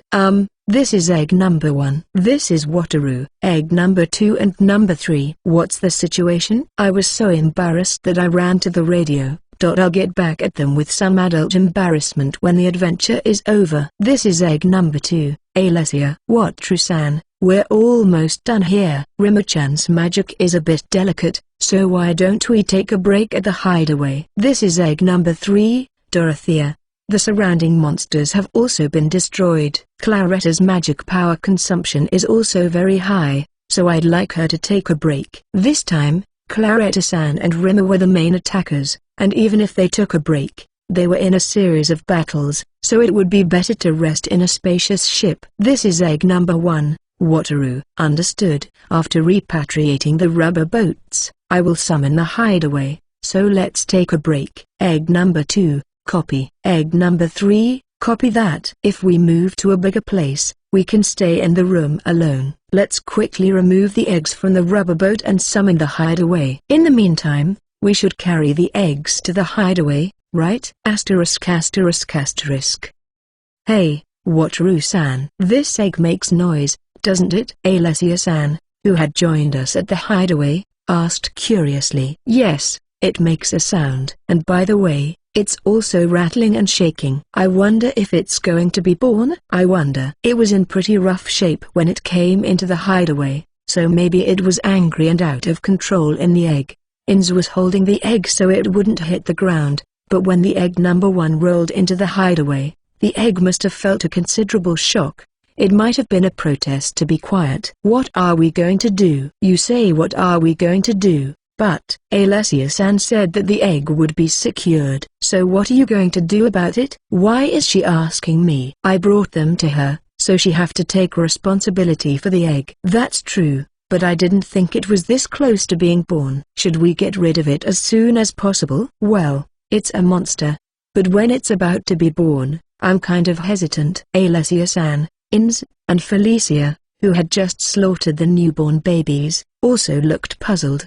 They wanted to sell the egg, and they killed the baby, so what's the difference? For me, I don't think it makes much difference, but as a woman who gives birth to a child, maybe she feels confused at the moment of the birth of life. I mean, what are you going to do once it's born? I have a very bad feeling about it, you know? Striving for the Luxury Liner, Volume 11 Chapter 8. Thanks to just some guy for the Ko-fi and this chapter. Join our Patreon to get more chapters. Enjoy. 320. Chapter 8. It's born. After eliminating all but the sea serpent's egg in the audience hall, I summoned the hideaway and was about to take a break when the egg I had secured began to shake with a thumping and rattling sound, though I don't know if it was meant to hatch or be wildly excited. Oh, the egg just fell over. I had placed the egg upright on a support, but the violent vibrations caused it to fall over. Moreover, perhaps angered by the shock, the shaking of the egg and the sound it made became more and more violent. Master, it looks like there is a crack in the egg. Yes, it looks like that to me,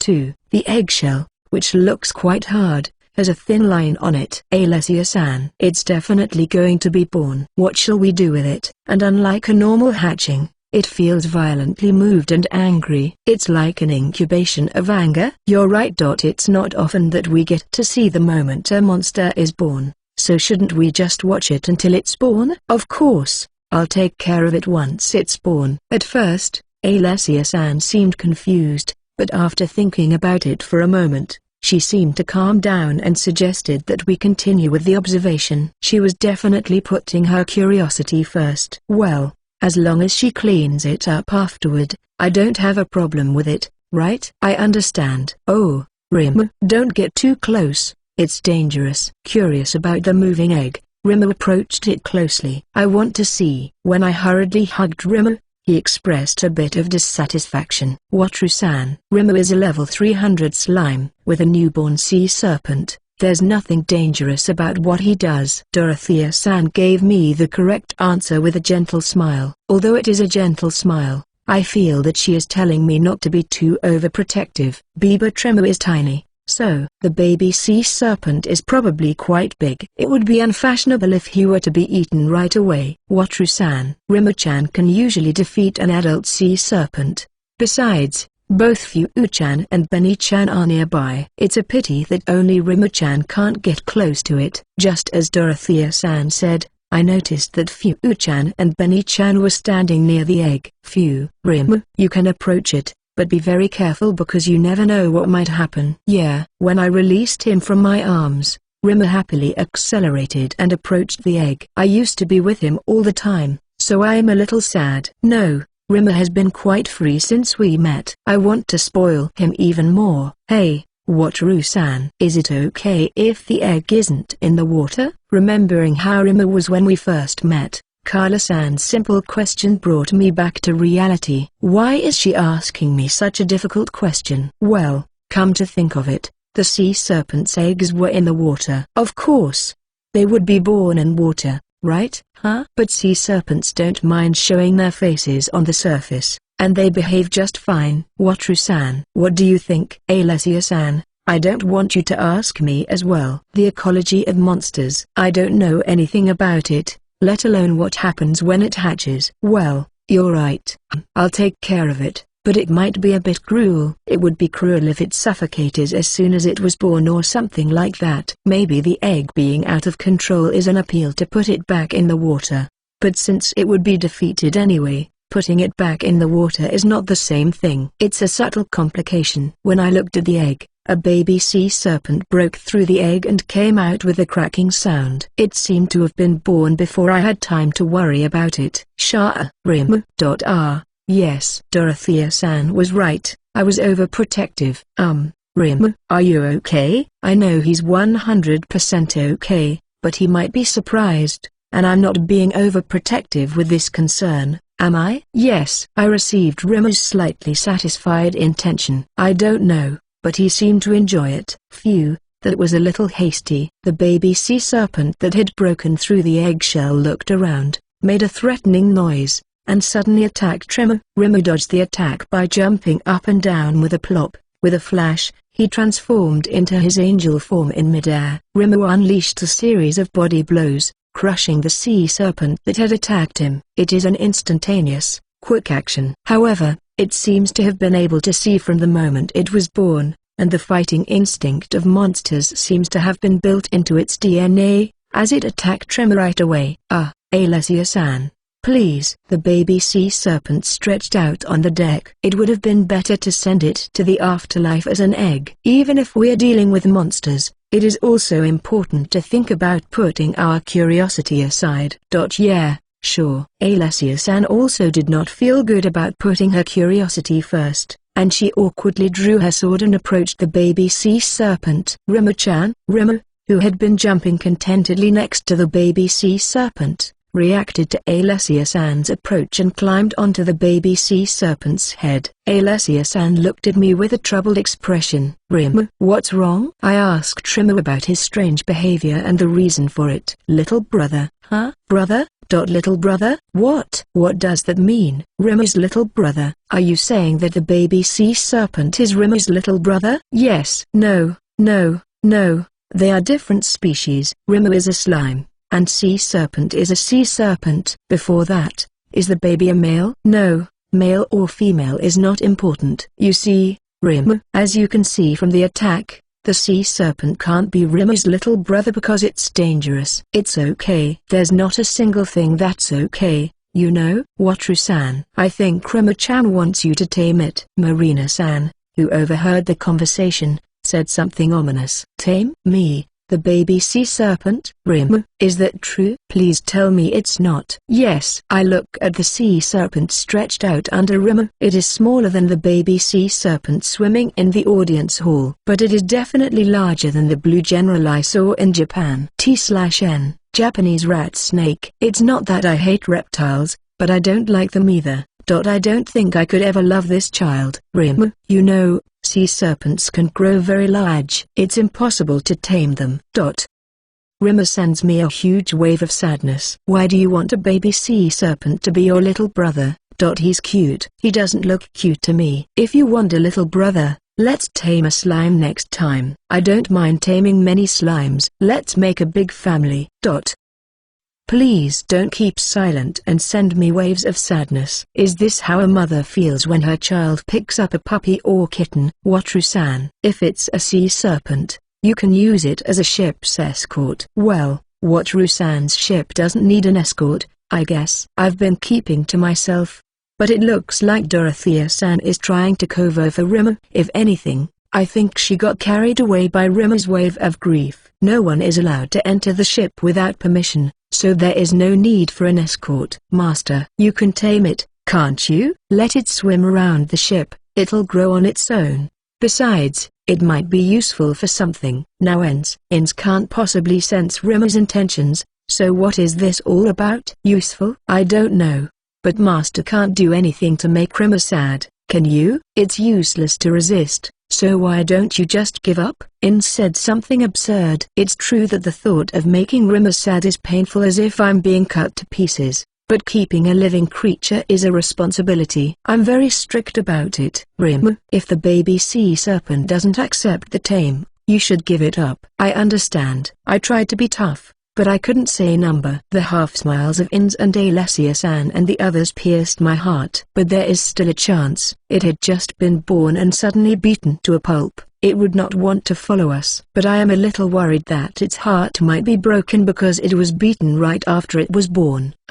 Claretta-san, can you heal monsters with healing magic? Anyway, I hope it gets better and does its best to refuse to sign the contract. I've never used healing magic on a monster, so I'm not sure, but I've heard stories of tamed monsters being healed, so I don't think it's something that can't be done. Claretta-san looks a bit unsure. Well, without a companion with taming skills, there is no way to cast healing magic on a monster. Then please do it. I understand. Claretta-san, looking a little nervous, took out her staff and began to draw a magic circle. What was that? I don't think I've ever seen healing magic before. The only time I was injured at all was when I was hit by a horned rabbit. When I arrived in this world, I must have been protected by the ship summoning. When I realized how blessed I was, a magic circle was drawn, and a soft light fell on the baby sea serpent from the magic circle. The swelling and cuts caused by Rimmer's blows began to heal. Attack magic is cool, but healing magic is amazing. Knowing that it takes time for cuts and other injuries to heal, I directly felt the power of healing magic. It was able to heal properly. It seems there is no difference in the effect of healing even on monsters. Claretta-san smiled, a bit relieved. It's a stupid fantasy. But if Claretta-san were a health teacher, I think I would go to the infirmary every day and hurt myself. Whoa, the baby sea serpent is on the move. As soon as it recognized us, it began to threaten us with all its might. It seems it has not lost its heart. I hope it will continue to resist tame with all its might. Striving for the luxury liner. Volume 11 Chapter 9. Thanks to just some guy for the Ko-fi and this chapter. Join our Patreon to get more chapters. Enjoy. 420. Chapter 9. Pent. A baby sea serpent was born from an egg and attacked Rimmer as fast as it could. But Rimmer beat it back and said he would make it his little brother. How could this happen? Yeah, it keeps baring its fangs, doesn't it? Keep that feeling as strong as it is. Oh. Rimmer approached the baby sea serpent, and the baby sea serpent retreated as if frightened. Wataru. It looks like a request to activate the tame skill. Rimmer has no intention of letting go of the baby sea serpent. I'm sorry that Rimmer has to threaten it to join us, but if it doesn't join us, it will be dealt with. In the extreme, Rimmer is the baby sea serpent's only ally. But the baby sea serpent is afraid of its only ally. It's a complicated relationship. Wataru. I wanted to stall as long as possible, but Rimmer sent me his intention to move quickly. I prayed and activated my tame skill, and a magic circle appeared in front of the baby sea serpent. Kishua. The baby sea serpent bared its fangs in fear at the sudden appearance of the magic circle. The baby sea serpent retreated backward. But Rimmer jumped and got behind the baby sea serpent. Well, since we had surrounded everything but the baby's back, Rimmer's action completely blocked its escape route. When that happens, there are only two choices: attack us or accept the magic circle. I should have released the encirclement before activating the tame skill. No, it's not too late. Everyone. The baby sea serpent is scared, so please stand back and watch. If we stop surrounding it, it will run away. Won't it? Alessia-san. I already think it's okay for it to run away. There is the problem of what if we let it escape and cause trouble for others, but I don't know if it will cause trouble or not, and since we destroyed the sea serpent's nest, there should be no reason for them to complain if we let one or more of them escape. Well, that'll be that. I'd rather let it escape, but you know what? I feel like it would be quicker to honestly say, let's let it go. That was useless resistance. The gap opened, and the baby sea serpent tried to move, but Tremor quickly blocked its escape route. It seems that the only way out for the baby sea serpent is to die or accept the magic circle. Rim, you can't force it, and it is better to return it to the sea. It's okay. Although I don't know what's okay, I could feel Rimmer's firm intention not to let go of it. It tried to escape several times, but all of its initial moves were stopped by Rimmer, and it was completely knocked down. It was as if it was an amateur that wasn't allowed to do anything in front of its master. The baby sea serpent accepted the magic circle without hiding its displeasure. I know how you feel, but I don't like it either. Well, I've tamed it, so if I continue to deny it, the relationship will be strained, and it won't be good. If I'm not careful, it might even ruin my relationship with Rim. Let's change my mind and try my best to build a good relationship with the baby sea serpent. Water. Oh, so this is the first contact after taming. I guess sea serpents are creatures that live in water. Well, which kind of water is better, fresh water or seawater? Should I prepare both? I'm sorry, but please get me some seawater. I asked Ins to fetch seawater, and I prepared fresh water. I don't know which you like better, but you are free to choose. I placed a bucket of fresh water and a bucket of seawater in front of the baby sea serpent, who drank the seawater and then the fresh water without answering. Does this mean that he can drink both seawater and fresh water? Not enough. Not enough, he says. I think it's hard to be on land at all, isn't it? I still don't know if I can put him in a jacuzzi or even hot water. Should I put him in the ocean? He's still a baby, and he may need food as well as water. I'd like to hear what he has to say. For the first time in a long time, I summoned the bath boat and, with everyone's help, filled it with seawater. You can go in, I said, and the baby sea serpent slid into the seawater bath. The baby sea serpent swam around in the bath. Probably because the sea water felt so good. Even though he was just born, he seemed to have a simple knowledge of how to swim. He seems happy, and I guess we can assume that he's settled down for the time being. I had a feeling this would happen when Rimmer said he would be his little brother, but I ended up taming him. I had no intention of taming anyone but slime, so I'm not sure what I'm going to do now. Well, Rimmer is happily watching over the baby sea serpent at the edge of the bathtub, so I trust that it won't be bad. Master, what are you going to call this child? Oh, Felicia is right. I have to give him a name now that I've tamed him. Should I leave it to Rimmer? No, if it's a good name, it's fine, but if he comes up with a crazy name, I'll be embarrassed when I register him. It would be safer to come up with a name myself. I'll think of a name for him. I've thought a lot, but a simple name has stuck in my head and won't go away. Let's just say it's easy to understand. Your name is Pent. Nice to meet you. T/N, Pent from Serpent, lol. I talked to the baby sea serpent swimming around in the bathtub. Ins is behind me and says something like, BFFT, simple, but I don't care.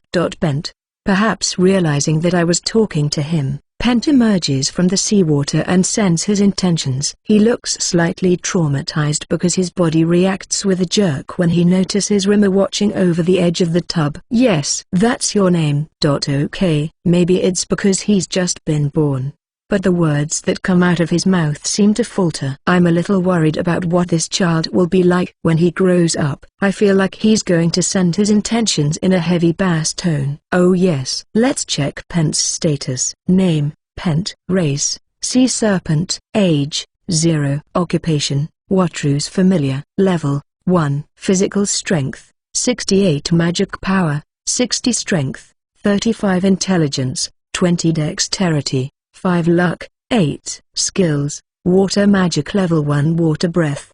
Compared to Rimmer, his stats are higher on average.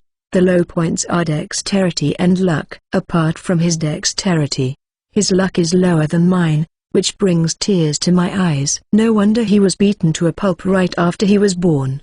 But since all the other sea serpents have been killed, I think this child who survived is lucky. Could it be that being tamed by me is worse luck than being killed? When you think about it, this lucky status is rude. Well, I've named him and checked his status. We can take a leisurely break and...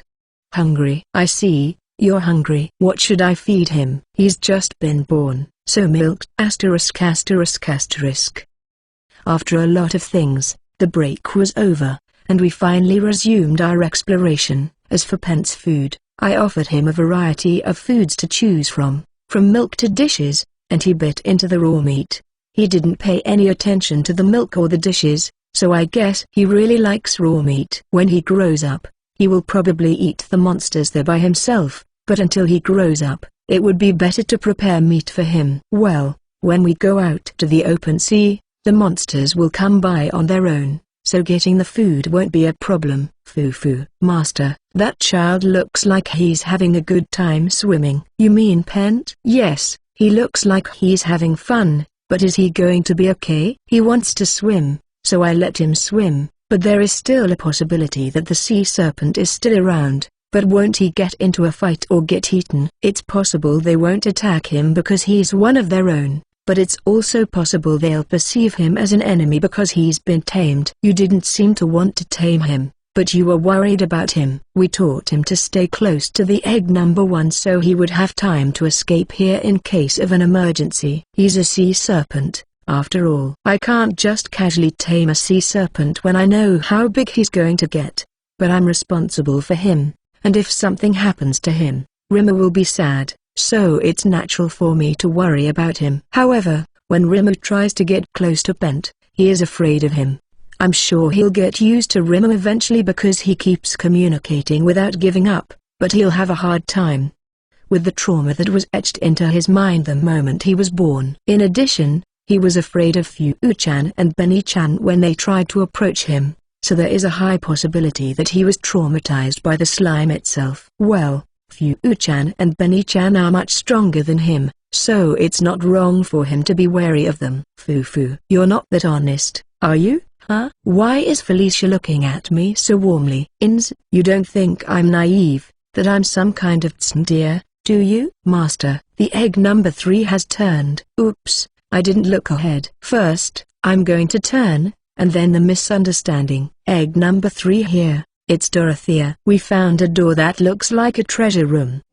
It's good news, but the timing feels bad. I want to clear up the misunderstanding as soon as possible since the man is suspected of being a tsundere, and who knows what else. This is egg number 1. Got it. A door? There is still a door? All the doors in the Duke's castle we've been through so far have fallen apart, right? The doors are still in good condition. Maybe the door itself is protected because it is an important place. Come to think of it, the magic ship that was excavated was protected by magic, that's why it's still there, right? If it's an important part of the castle, it should be protected, right? Master, I think it would be faster to see it than to ask. I wanted to continue with my question, but Felicia gave me a reasonable answer. That's right.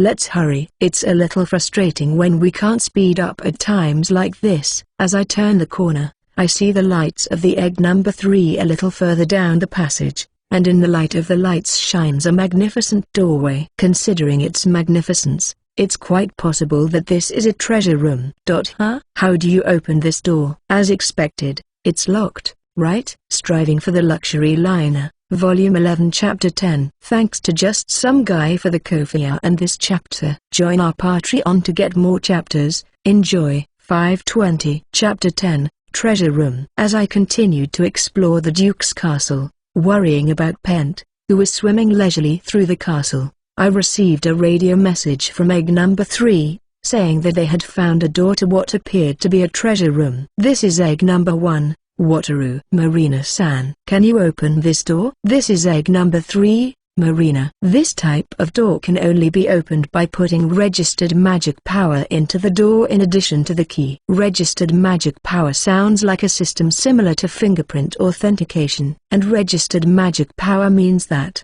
you can only open it with a time machine. In a case like this, do we just have to give up? We can't open the door, but if we break through the wall, we can get in. That's a hell of a feat, isn't it? Well, we have a lot of people who can put a sword through a stone wall, so it's not that difficult. Smashing the ruins is too late. We've already smashed it too many times. Well, let's destroy it. Wait a minute. The door to the treasure room is protected by magic, and the treasure room itself is probably solid, so there might not be any seawater in the treasure room. It would be a waste if the treasure is destroyed by the force of the seawater flowing into it. I see. I understand what Marina-san meant. I also agree that there is a high possibility of that happening, but I don't know what to do about it. What should we do? If you don't know something, it's best to ask honestly. Acting like a know-it-all will only embarrass you. We acted on the assumption that there was no water in it. Can Wataru-san's ship summoning prevent seawater from entering the treasure room? If the barrier of the ship's summoning can be drawn perfectly to the wall, it can prevent seawater from entering. However, the stone wall itself is uneven, and it would be impossible to completely eliminate the gap. Then there's the pressure of the water, so it would be impossible to prevent water from getting in. I don't think it's possible. Then we'll make the smallest hole possible and let the water slowly fill the treasure room. After that, it would be safe to break through the wall and enter. Even so, be prepared for the treasures to be damaged by the seawater getting in. I would like to get the treasures in a clean state anyway, but it seems to be difficult. Huh? No. I can do it. I can summon a rubber boat and give the stone wall permission to board. Then, the barrier will be perfectly integrated with the stone wall, so even if we make a hole, seawater won't get in. The question is whether it is possible to overturn the rubber boat underwater. I radioed for everyone's permission and summoned the rubber boats to give it a try. The power of a single boat, egg number 1, was not enough, but if 2 boats cooperated, it was relatively easy to overturn the rubber boats. However, there was a miscalculation. When I gave permission to the stone wall to board the boat, the ceiling was recognized as a stone wall, and the rubber boat that had overturned to support the barrier returned to normal with a bang. The ceiling and the stone wall. The materials are the same, but I wanted them to be recognized separately. The air inside egg number 1 as it returns to normal is hell. This is egg number 1. Wataru. I couldn't make it, sorry. My heart was broken, so I surrendered completely and apologized sincerely. This is egg number 2, Alessia. Wataru-san, it's okay. I understood what you wanted to do, and I'm sure it wasn't wrong, so don't be so depressed. Alessia-san follows up quickly. As you would expect from the leader of Girasol, she is also very kind. This is egg number 3, Dorothea. If it's going to go back to the way it was, I think it's okay if we fix it so it doesn't go back to the way it was. This time, Dorothea-san, the sub-leader who supports Girasol from the shadows, offered a constructive opinion. After all this time, they have become a great group of A-rank adventurers because they have a solid leader and sub-leader. Thanks to them, I'm a little more motivated to fix the rubber boat. All we have to do is stick 2 swords into the stone walls on either side and tie them together with a rope so that the boat is vertical. It is surprisingly easy. It took some time to adjust the length of the rope, but we were able to fix the boat vertically. After that, we can move freely inside the rubber boat's barrier once permission to board is given, and the egg's hatch is inserted into the rubber boat's barrier from below. Stone wall of the treasury. The barrier area. The rubber boat. The egg. The rope. This is egg number 1, Wataru. We are ready. Marina-san, please take care of this for me. This is egg number 3, Marina. I used my sword to tie the rope, so egg number 3 doesn't have a sword. That's what I thought. I used an sword, so I don't have a sword either. This is egg number 2, Alessia. It's my turn. I hear Alessia-san's voice over the radio. It is true that Alessia-san is the only one with a sword left. This is egg number 1. Wataru. Marina-san, do you have any precautions other than slashing with the sword? I'm very worried that Marina-san, who has the main job, won't be able to do it. This is egg number 3, Marina. After cutting the stone wall with the sword, there should be a change. If there is air, I want to check if we can breathe and if there are any traps. Come to think of it, I don't know if we can breathe even if there is air. If the seawater in the treasure room, all the hard work we've done will have been for nothing, but safety comes first. Alessia-san, please do that. Roger that. Egg number 2 has come under the rubber boat. I guess Alessia-san is going to cut the stone wall now, but I can't see her from here because the rubber boat is in the way. It's a pity that I can't see the scene because it would be like a hot scene in Lupin the Third with Goemon in action. This is egg number 2, Alessia. I cut through the wall, There's air inside, just as Marina predicted. I'll take over now. No, Alessia-san. What about the treasure? The air is important, but our original purpose is the treasure, so please tell me. You'd better see for yourself. Her voice sounds disappointed, but does that mean there was no treasure? Shiny. Ah, I received Rimmer's intention. Shiny means there's probably treasure inside. I guess Alessia-san wanted me to be impatient, and Rimmer spoiled the whole thing for me. I'm a little sorry. Is there no treasure inside? I wonder if that's true. Oh, it seems that Alessia-san's acting is working for Ins and Felicia. Can we leave the fresh reactions to them? I think so. Well, let's not expect too much. After providing some backup for Alessia-san, egg number 2 and number 3 switch places, and I watch as Marina-san begins to investigate the inside of the treasure room. I can't wait to see inside, too. It's pretty exciting. Come to think of it, I haven't seen Pent. How is he? Hey, do you know where Pent is? If it's Pent, he seems to be sleeping in the corner of the passage. Felicia, who has good night vision, tells me where Pent is. He seems to have fallen asleep where the light can't reach him. It can't be helped that he's just been born, but I'll be careful not to forget him and leave him behind. This is egg number 3. Marina. Breathing and traps are fine. While I was talking to Ins and Felicia, Marina-san's investigation seems to have been completed. That took quite a while. This is egg number 1, Wataru. Roger. Then please enter the treasure room in the order of egg number 3 and egg number 2. If there is no response on the confirmation radio, I will repatriate the egg. Egg number 3. Copy that. Egg number 2. Roger that. The egg number 3 and the egg number 2 entered the treasure room in turn, and the repatriation was completed. Now it's our turn. I'm curious to see Ins and Felicia's reactions. With egg number 1, I get under the rubber boat, stand up, and look into the treasure room. Master. What's wrong? No, nothing. Ins and Felicia should also take a look. While I was frozen at the sight, I heard Ins' voice from below. Phew. I knew the treasure was the book as Rimmer had told me, but I still froze in surprise. I managed to make a sound of disappointment and went back into the egg number 1. I forced my grin to fade, but they didn't know, did they? Ins stood up with a curious expression on her face. Oh damn, I love to see Ins' rich maternal symbolism, but it's so big that I can't see her surprised face from below. Hey, that's amazing. I could see Ins' face as she hurriedly turned to me. As expected, her reaction was one of surprise. Yes, I wanted to see that expression. I was about to be interrupted by the mother symbol, but it turned out to be a good thing. Master, you tricked me. No, Alessia-san tried to trick me, so I just went along with it. I just read the mood. It was never my fault. Are you saying there was treasure there after all? Felicia, who hasn't seen it yet, asks curiously. Ins made a fuss first, so she probably has a pretty good idea of what to expect, but I urge her to see for herself.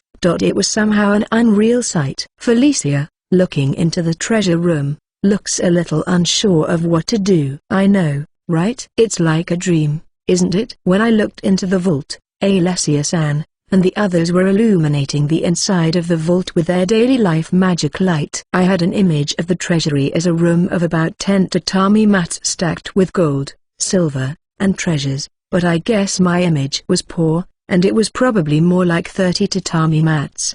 Or more? I am not sure of the size of the treasure room, but there were shelves along the wall, and gold and silver treasures were lined up in rows. And perhaps the most expensive items were displayed on a stand, like in a museum. The shine of the treasures, even though they must have been sleeping in the treasure room for a long time, suggested that the treasures, or the treasure room itself, might have a function of protecting the items. But, Rim, please don't let all these sights end with just a glimmer. I was surprised, even though I knew what it was. Nobility is amazing.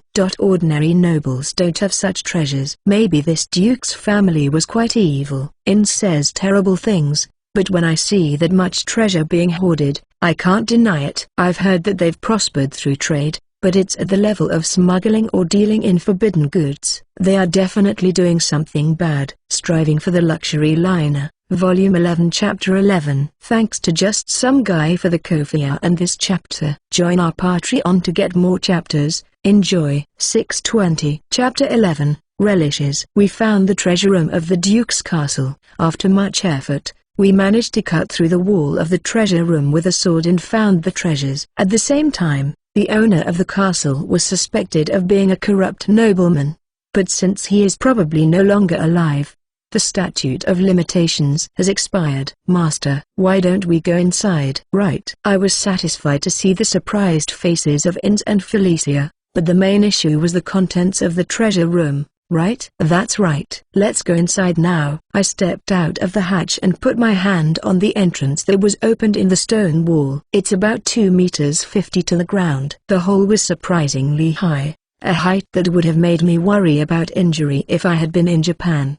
But now I can afford it, so I jumped down and landed safely. No, I lost my balance and stepped on the bellows a bit. I haven't been doing much exercise, so even though my level has improved, I probably can't use my body very well. Let's do more sports on the Luxury Liner. Following me, Ins and Felicia jump down.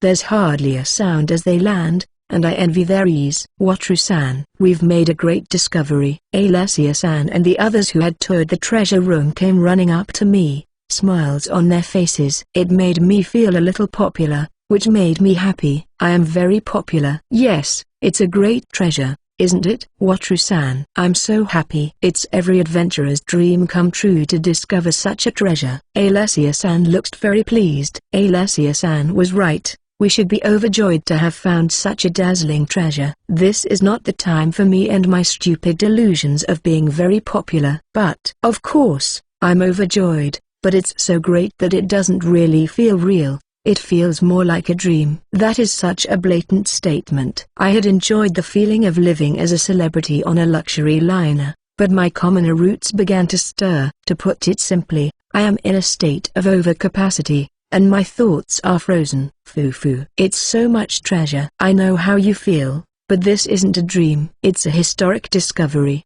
The excited Alessia-san hugged me tightly. Her armor was hard, and it hurt, but she smelled so good. Alessia-san went to Huggins and Felicia. I'm sorry, Wataru-san. Alessia got a little carried away. Dorothea-san followed Alessia-san with a bitter smile. I see, I didn't have a sense of reality, but Alessia-san was in a state of excitement. If she's getting excited and hugging me, I want her to keep getting excited. I would be even happier if it were when she was wearing normal clothes. I don't mind. I'm excited too. Alessia-san, Ins, and Felicia make a lot of noise and hug each other. It's quite a sight to see. Well, all I can say is that it's shiny. But what's the treasure like? As you can see from Alessia's excitement, there are some pretty expensive items here. Too bad there's hardly any magic tools.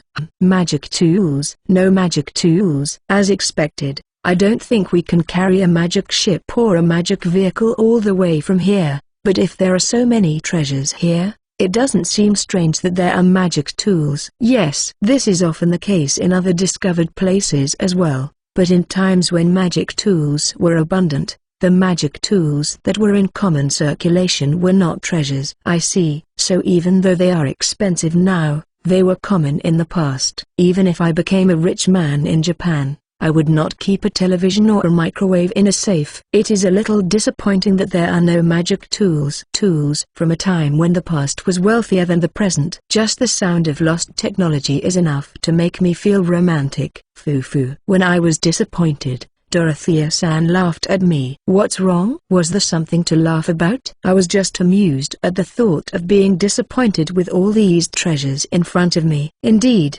we're very extravagant. It's like discovering an endless vein of gold and being disappointed that it doesn't contain any rough diamonds. Yes, it is very extravagant. Speaking of which, Wataru-san, you haven't seen the treasures yet, have you? I'll explain it to you, so why don't you take a look around? As someone who could only appreciate the beauty of the treasures when they were shown to me, this was a very helpful offer. Of course, I asked her to take me on a tour of the treasure room led by Dorothea-san. The tour is like a whirlpool. going from the outside to the center. I was very excited because I had heard that the treasures in the center were quite valuable. First of all, there are rare metal coins and bars on this side. They are quite rare even today. But since they are still in circulation, they are not so exceptional. If it were old money, wouldn't there be a price attached to it as a rarity? Old coins, for example, are sometimes worth more than the metal they are made of, aren't they? They're the money of a civilization that suddenly disappeared, so when you dig them up, you'll find a lot of them. They are only as valuable as bullion. Oh, when a civilization continues, old money is recovered and recreated, creating a scarcity of value for money. But if the civilization suddenly dies out, a lot of coins are found because they are not remanufactured, and a lot of coins lie dormant. But since the entire wall is filled with coins and bars, the bullion alone would be worth quite a bit. Next, jewelry-related ornaments. These are also widely distributed items, so their value seems to be almost the same as it is today.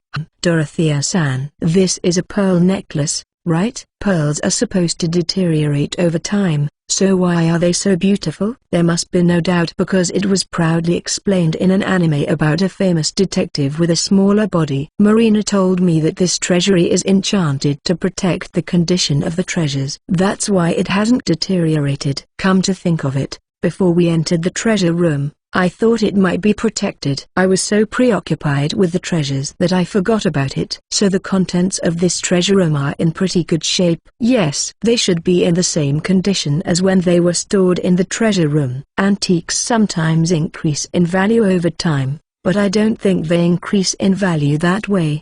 But there are some things that break or lose value, so the break even. No, if it had been invaded by seawater, the damage would have been significant. So it would be a significant plus. Rima, what are you doing? Rima has small to large gems glittering in his body. Huh? I feel like I'm missing something. What is it? Oh, that one. It's not the same size, but it looks just like the one with sparkles inside the super ball. It's supposed to be a lump of rubber, but it bounces so much you'd be surprised. It feels nostalgic. I mean, number. It's fun. As I grow impatient, I receive Rima's extremely satisfied intention. I know he is satisfied, but that's not the point. How should I react? Wow, Rima, you're so pretty, or you shouldn't eat that. Should I tell him to throw it up? I mean, can Rima even digest jewelry? Rima, it's very beautiful, but won't it make you sick? And you shouldn't eat it. I don't eat it. It's okay. Good. It seems that he does not intend to digest the jewelry. If he wanted to eat it, I would have had to smack him. Huh? Dorothea-san. How should I feel about this? It's wrong to play with jewelry, but since jewelry is also an ornament, it's not wrong to think of it as dressing up, right? Instead of wearing necklaces and rings, it is fashionable to wear jewelry inside the body. Maybe that is the trend. Dorothea-san is very confused by my question. It's beautiful, isn't it? Benny-chan. After worrying for a while, Dorothea-san replied in a weak way. Benny-chan, who was on Dorothea-san's shoulder, jumped onto the jewelry shelf and began to look at the jewelry. Benny-chan. Oh, the usually composed Dorothea-san looks dazed. She can't stop Benny-chan because she gave him permission so carelessly, can she? Benny-chan is surprisingly intelligent. When it comes to Rima and Benny-chan, Fuu-chan will probably join the fray. When I looked for Marina-san, I found her appraising the treasure with Fuu-chan on her head. Fuu-chan doesn't seem to have noticed us. I can't wait to see what will happen when we meet her later. Dorothea-san. Rima and Benny-chan seem to want to play a little longer, so shall we continue? Oh, yes, that's right. I guess she is worried about leaving Benny-chan behind. Dorothea-san is so cute. She is so nervous. I've gotten used to Rima going off to different places to play. It makes me a little sad. I'll get back on track and continue my tour of the treasure room. I can understand that sparkling jewelry and precious metals look expensive, but I have no idea about vases, paintings, and sculptures. There were weapons and armor, but they were more ceremonial than practical, so I guess they were useless for adventures. Dorothea-san. I know they are valuable because they are in the treasure room. But what is the value of these works of art? I don't know the value of the artwork myself. If the piece is popular among royalty and nobility, It must be expensive. It seems that Dorothea-san and I are on the same level when it comes to art. I'll take it back and show it to a connoisseur. Oh, Moro-san has connections, so why don't we let him look at it at the castle? As a store manager, he should know a lot of connoisseurs, right? Well, we've enjoyed the appetizer portion of the treasure room. Now it's time for the main course. The treasure among many treasures. I think it will satisfy me. I tried to be cool, but I hope it's a simple treasure that even I can understand. Striving for the Luxury Liner, Volume 11 Chapter 12. Thanks to just some guy for the Kofia and this chapter. Join our Patreon to get more chapters. Enjoy. 720. Chapter 12. Main Dish.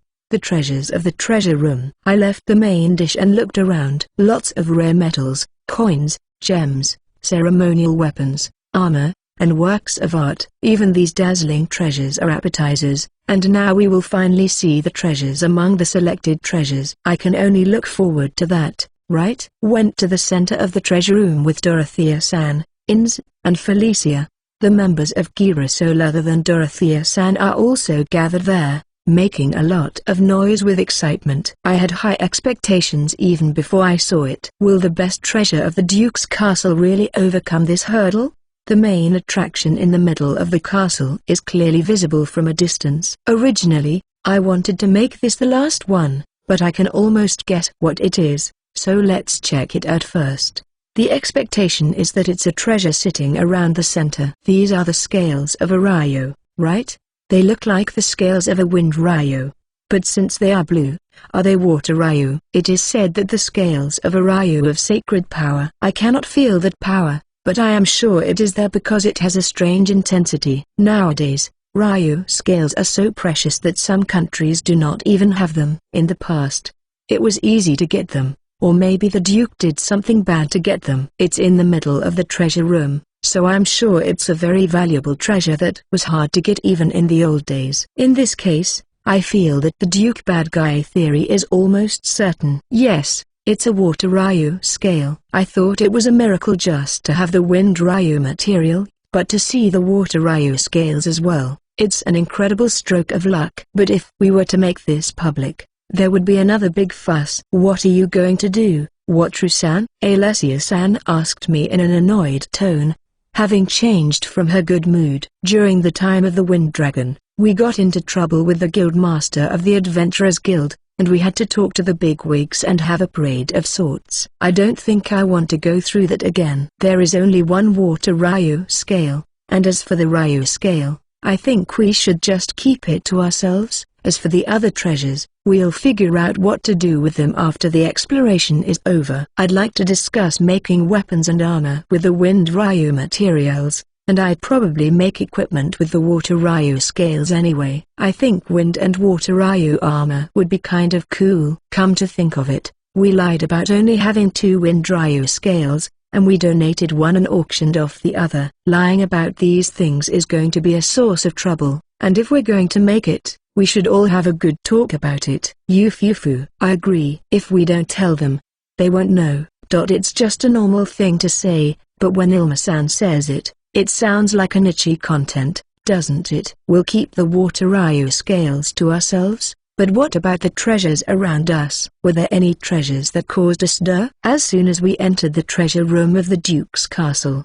there was a treasure that would have caused an uproar if it had been discovered. And it was more than the water Ryo scales. I was told something very blunt, but I also heard some words that I couldn't ignore. A treasure that is greater than the scales of water Ryo. That's not funny, is it? What is a treasure greater than the scales of water Ryo? Isn't something like that usually displayed in the center? Fufu. Maybe the scales of the water Ryo were so large that they were placed in the center to balance them out. Well, I don't know how people thought in the past. That's also true. I don't even know my ancestors from 3 generations ago. I'll explain it to you, and we'll look at it together. Although the most precious treasure is the last one. She gave me a big smile. The treasure that makes Alessia-san so excited is something to look forward to. Come to think of it, I think it is a dangerous thing if it is beyond the scope of the water Ryo. It's starting to scare me. Although I was a little scared, I listened to Alessia-san's explanation and checked out the treasures in the center. There are 3 treasures that are suitable to be the main treasures and are easy to understand. A fist-sized jewel that would be attached to the scepter or crown of a king on earth. A miniature of the Duke's castle, about a meter long and wide, elaborately crafted with an abundance of rare metals and gems. I don't understand why the windows are made of jewels. Is it a replacement for stained glass? It seems to be a jewelry box, but it is a jewelry box made of jewels on the outside. The meaning of a jewelry box is questioned in this work. There was a big diamond inside. I could tell just by looking at these 3 that they were expensive. Except for the fist-sized jewelry, the other 2 are just stupid jokes by stupid rich people. The rest of them are works of art that I don't understand, but the fact that they are placed in the main part of the room means that they would have been first-class works of art in the old days. Finally, the greatest treasure of all. What, Trusan? Do you know what this is? Even if you ask me if I know what it is, it's a coral figurine. No matter how you look at it, the size is completely different, but the texture looks exactly like the coral figurine I bought in the city of Turney on the southern continent. They are beautiful, but they are coral, aren't they? Is it really that rare? The beautiful and colorful coral grows like a tree, but it is about the size of a bonsai tree and not exactly like the core members of the treasure room. Among the sub-members, there were many items that looked more expensive than this treasure. Ins, please explain it to him. Why is Ins explaining? Master, this is coral. But it might not be just any coral. Why, yeah, I see. Ins started to explain with such force that the words seemed to appear in the background, but I couldn't keep up with the flow. There is a fairy tale passed down in the aquamarine kingdom. The treasure in the fairy tale could be this. Is it something like the 3 sacred treasures of Japan? Number. Does the fairy tale mean that Urashima Taro's Tamate Bako really existed? If so, I can understand In's excitement. If it's a possibility, we still don't know if it's real, do we? That's right. You can't tell if it's real or not until you try it.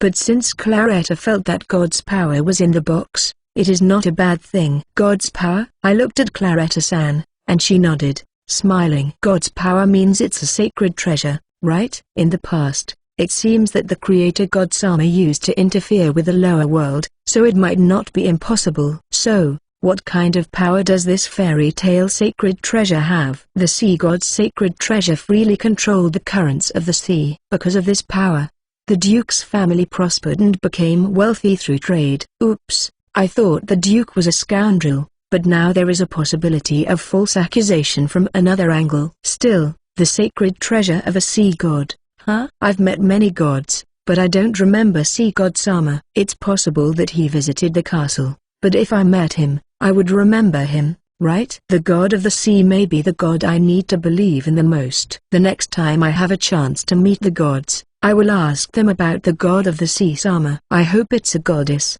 But if he could control the sea, the Duke's castle wouldn't have sunk into the sea, would it? I feel like the legend reeks of something fishy. Even if it were God's power, it would be too powerful. My ship summoning is also quite powerful, but if I could free the oceans, I'd be a cheat who could conquer the world. Master, it's not about controlling the sea, it's about controlling the sea currents. It's the current. So if the land is sinking, there's nothing you can do about it. I see. If he can manipulate the ocean currents, it's much less of a cheat. But to put it another way, it is possible to trade with a raft without using a ship, let alone a magic ship. I understand. It's a great treasure. But it's not that subtle. In my case, I think the only benefit would be the time saved by riding the currents. It saves fuel, but fuel is replenished with thought. It would be useful.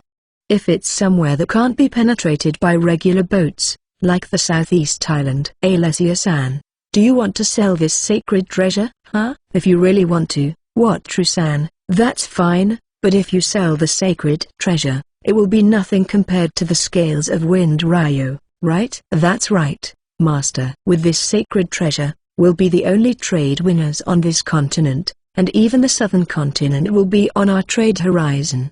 The continent will be in ruins. I only heard that for a minute, but Alessia-san and Ins were vehemently against it. The other members look like they don't want me to do it either. Don't worry, I don't intend to sell the sacred treasure. If you don't want to sell it, I'd like to use it here. Oh, I see. Of course, it's okay. It's a sacred treasure that goes well with Wataru-san's abilities. Oh, I'm thinking of using it on the Dark Elf Island, not by me. I think they are safe for now. But if the ocean currents can be manipulated so that people cannot easily enter the island, then safety can be assured. There are no reefs like on the southeast island, but the violent currents alone should greatly reduce the number of ships that can enter the island. Even if they do invade, if the number of intruders is small, they can be surrounded and beaten to a pulp. Master. Felicia looks at me feverishly, her eyes moist. This is that one, isn't it? My favorability with Felicia is going through the roof. Wataru-san,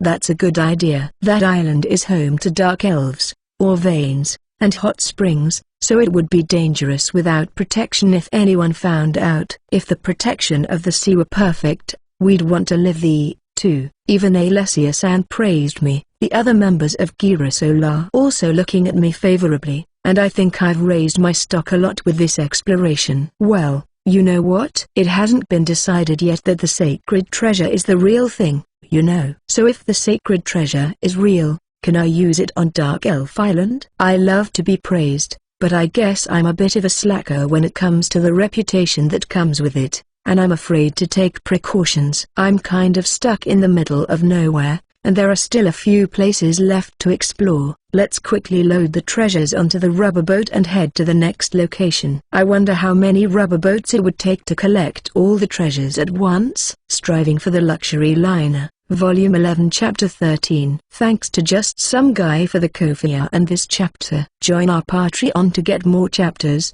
Enjoy. 820. Chapter 13. Dessert. We checked the main part of the treasure room and got the water Ryu scales and their temporary, sacred treasure of the god of the sea. I heard that the real one can move the ocean currents, so the Dark Elf Island might get an ironclad defense. Once the Dark Elf Island is fully developed, it will be fun to build a real house. Wataru-san. While I was busy carrying the treasures to the rubber boat, Marina-san came over to talk to me. She looked a bit confused. What's wrong? Can I do that, too, for Fu-chan? Marina-san's eyes were on Rimmer and Benny-chan, who were shining and reflecting the jewels they had taken in. Above Marina-san's head, Fu-chan is shaking vigorously. I guess this movement is an appeal that she wants to do it, too. As long as she doesn't absorb or damage the jewelry, it should be okay. Hearing my words, Fu-chan took off from above Marina-san's head and hurriedly joined Rimmer and Benny-chan. It seemed that she had been holding out for quite a while until she was given permission. I'm sorry. Marina-san looks apologetic,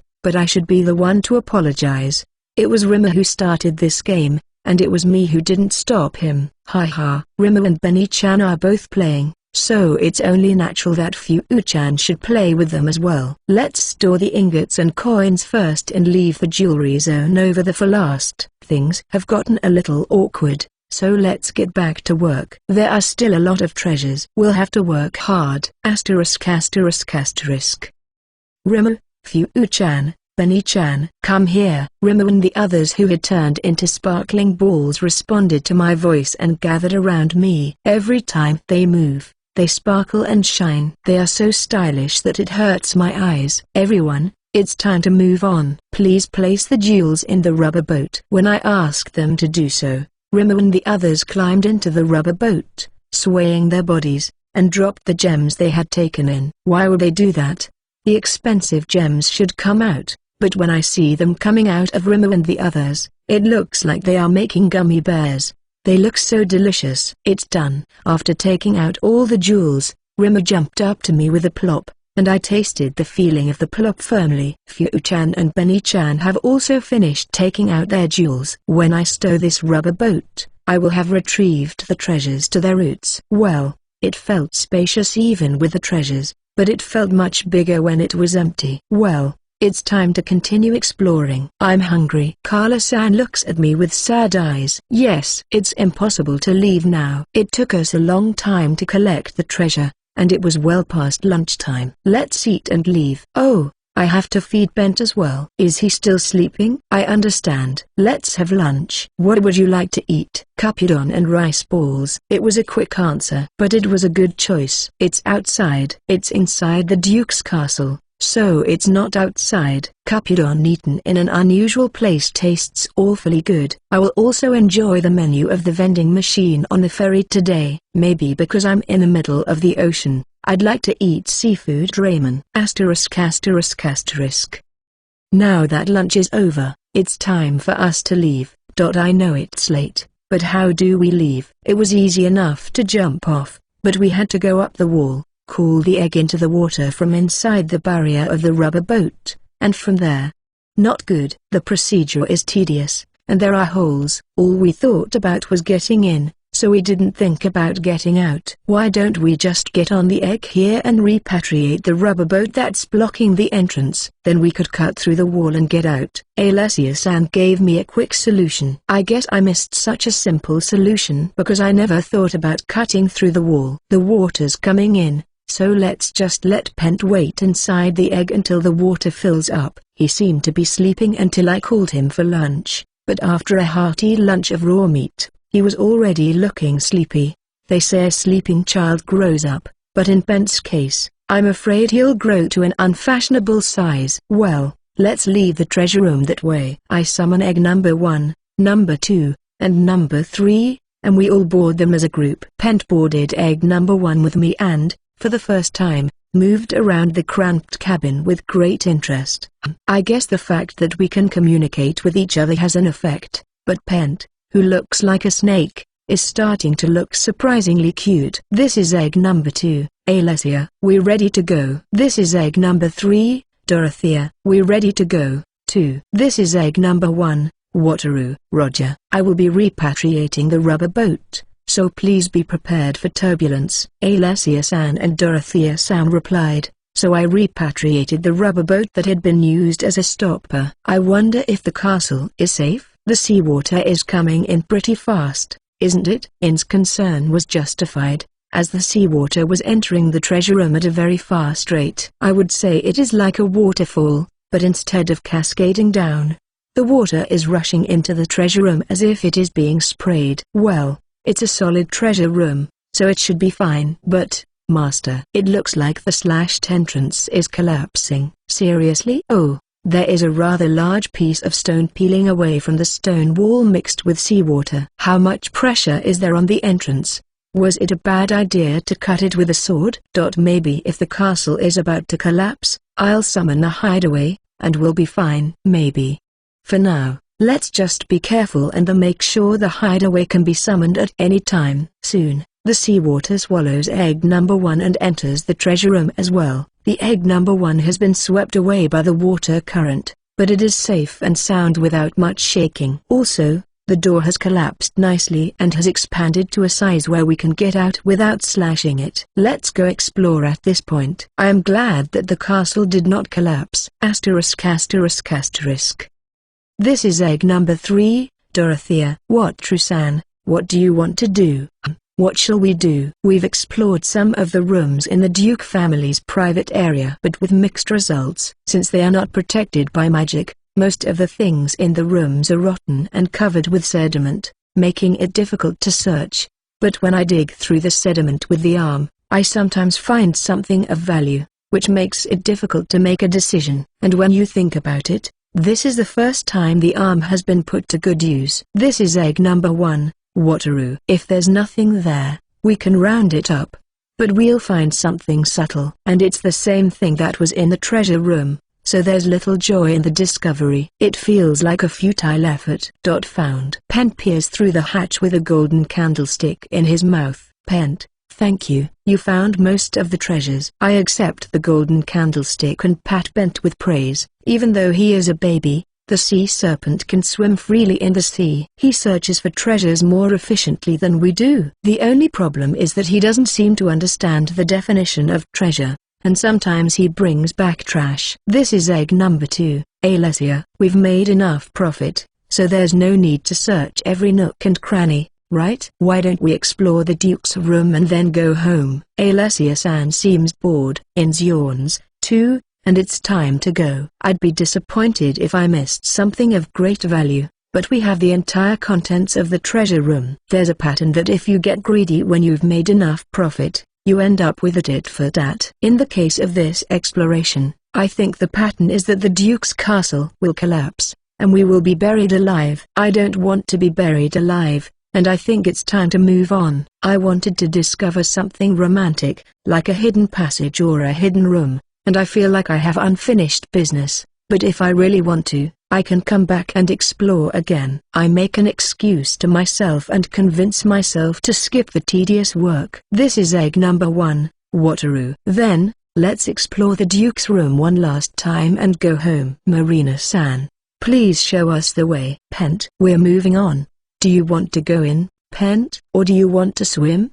Swim. Pent swims underwater, happily playing with the spherical acrylic, bringing his face close to the spherical acrylic and tangling with the arm. Pent's gotten used to it by now, hasn't he? Yes, he has. Ins is right, he's gotten used to us. But he gets scared when Rimmer comes near him. I told him not to be afraid anymore, but it seems that his body is afraid by itself, and it will take a while for him to get over it. Marina-san leads us through some rooms, ignoring the others, and we enter one of the largest rooms. So this is the Duke's room. It is indeed a large room. Oh, it's very easy to understand. That's right. It's very easy to understand. Yes, I think it is very easy to understand. I was so excited that Ins and Felicia agreed with my unintentional words. Well, when most of the room is in a state of disrepair, but only the potted wooden chest remains clean, it's as if they are doing their best to insist that something is there, even though no one says anything.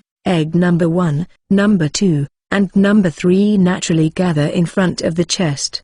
The chest is not so big, not so simple. It stands out now, but when the Duke was alive, and the room was glamorous, it must have been inconspicuous. I have a feeling that something important is hidden in it. It's the perfect dessert after a sumptuous main dish. Why did I start thinking about main dishes and desserts? I feel like if I go on like this, I'm going to have a relapse of my dark system disease. Let's stop thinking about main dishes, desserts, and other incomprehensible things. This is egg number 1, Wataru. Marina-san, do you think there might be a trap in this chest? This is egg number 3, Marina. I see that it is locked, but there are no traps. However, if the chest itself is moved, traps may be triggered in areas that cannot be seen from here, but in this state, I cannot check the details. It's in the water, and that's too much to ask. I think we're relying too much on Marina-san. This is egg number 1,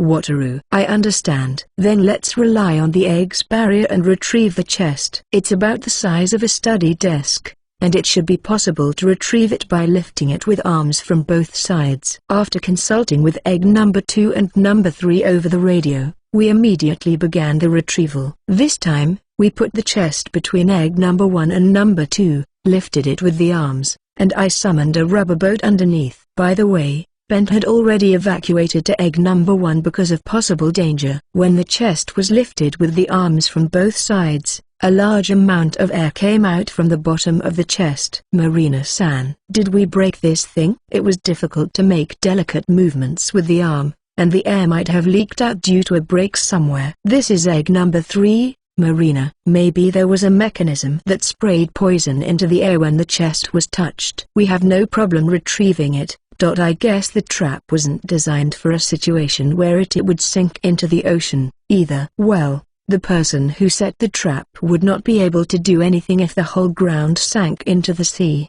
But the fact that the trap was set means that there is a high probability that something important was put in it. My expectations rose. Continuing to manipulate the arm, we lifted the chest, balanced it on the radio, and I summoned a rubber boat to retrieve it. We would have to wait until we were back at sea to find out what was inside. Striving for the luxury liner. Volume 11 Chapter 14. Thanks to just some guy for the Ko-fi and this chapter. Join our Patreon to get more chapters. Enjoy. 920. Chapter 14. Party. Bored with the task of searching for treasures in the sediments, I decided to finish by exploring the Duke's room one last time. In the Duke's castle room, we found a simple wooden chest that was in like new condition, Even though the rest of the furniture was in tatters, it was a highly anticipated item, as it had even been set up as a trap. Well, it's time to go home. We've made it this far without incident, haven't we? I wonder if all the sea serpents have been wiped out. There was not a single sea serpent attack between the Duke's castle and the entrance hall. It was a far cry from the situation on the way here,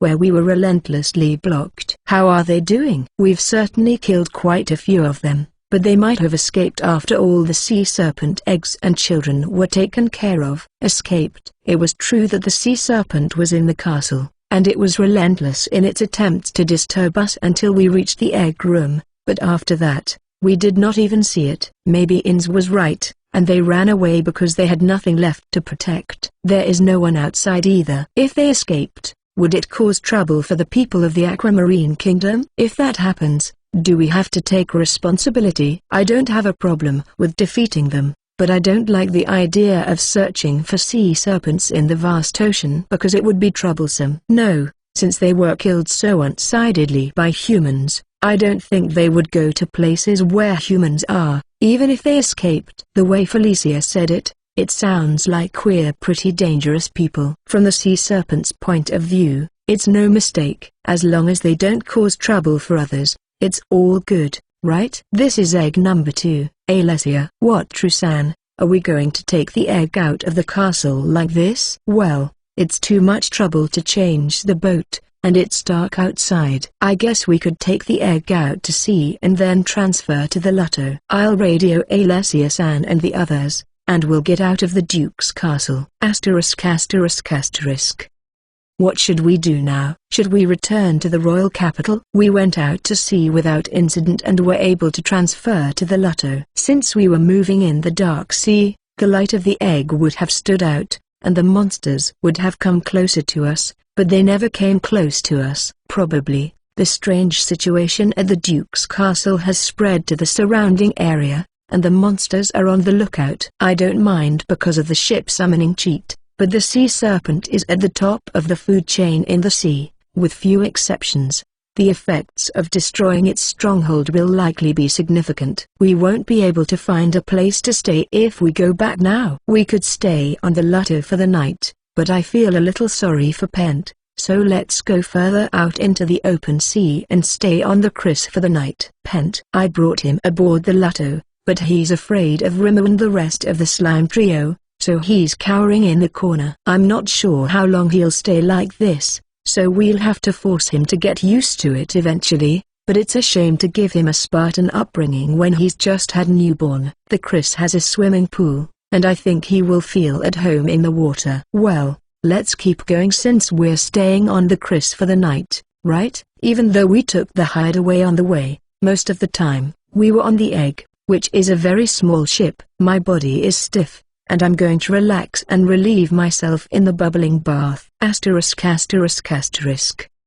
Rimmer, Fu-chan, Benny-chan. Pent isn't used to all of you yet, so you should just leave him alone for now, okay? I went to the Chris and stopped Tremor and the others who wanted to get close to Pent as fast as possible and let Pent into the pool, where he started to swim happily. I guess he likes being in the water more than on land. Why? Rimmer looked very unhappy. I would have been happy if they had gotten along right away since they had signed the same familiar contract, but it's not so easy when Pent has just had a newborn and is traumatized. Pent also understands that Tremor is his friend, but he has put Tremor in the position of being an incredibly scary big brother, so it's hard for him to close the distance. He's still a newborn, so he's a little wary of you. Come on, let's take a bath too. Alessia-san, we have a lot to talk about, but can we do it after the bath? Yes, I want to take a bath too. After that, we'll have a party. Party? After the adventure? We've found treasure, and that sounds like fun. But the sea, the ship, the treasure, and the party. I feel more like a pirate than an adventurer. Cheers. After a relaxing bath, we all gather by the pool and make a toast. After the bath, everyone is dressed in relaxed outfits, and their bouncing and swaying motherly figures are dazzling. Phew. This adventure was a great success. Alessia-san puts her beer mug on the table with a big smile on her face. Her bouncy, motherly figure appeals to the feminine side of her, but it's a shame that her gestures smell like an old man's. But I can't help watching. I ask Saparabi for another beer and throw the steak in my mouth. I've been to a few ordinary parties, but a party where a treasure is discovered is something special. Hungry. I swallowed my steak and was about to start the next dish when I received a sad thought from Pent. I turned to see Pent peeking out of the pool and staring at me. I had decided to have a party by the pool because Pent was here, but I had forgotten to feed him. Pent, I'm sorry. Do you want some raw meat? Yeah. Even with the feast in front of him, he seemed less interested in human food. I summoned a rubber boat and placed a fillet of gluttony shark in front of Pent, who began to devour it with gusto and single-minded devotion. I wonder if he is just not interested because he has just been born, but when he grows up, will he be interested in human food? If he does, he'll eat a lot. Maybe it's a good thing that there's a luxury liner with all-you-can-eat food. So, Wataru-san, what are we going to do with the treasure we got today? When I returned to my seat after giving Pent his meal, Ilma-san, who had become more glamorous with alcohol after taking a bath, spoke to me. I'd like to donate all my treasures. The problem is the god of the sea's sacred treasure and the water Ryu scales. I plan to keep the god of the sea's treasure a secret and use it on the Dark Elf Island, but shouldn't I also hide the water Ryu's scales? Before that, should I also hide the fact that the exploration of the Duke's castle was successful? I'm inclined to reveal it, partly to improve my position in In's family but also because the treasure we found is a treasure, so I'm torn. There would be no record of what was left in the Duke's treasure room, and even if there were a record, it would be possible to keep it secret, so there would be no problem keeping the sacred treasure of the god of the sea and the scales of the water Ryu secret. It might be more difficult to hide ordinary treasures. What do you mean? I don't think there will be any problems if we keep them secret. But, first of all, it will be inconvenient to cache in the treasures. Even if we cached the treasures as quietly as possible, it would be impossible to hide the information once the treasures are out in the world. If that happens, people who want information and profits will flock to it. Then wouldn't they flock to you even if you made it public? We have to give out information and lead them away. What, Trusan, you have Mage-sama, so there are many ways to do that, aren't there? Mage-sama. Huh? Yes. This is a Duke's castle in the sea. We just have to announce that we can only go there with Mage-sama's special ship. Then you can tell them that you've paid Mage-sama for the use of his ship or that he's entrusted you with his property,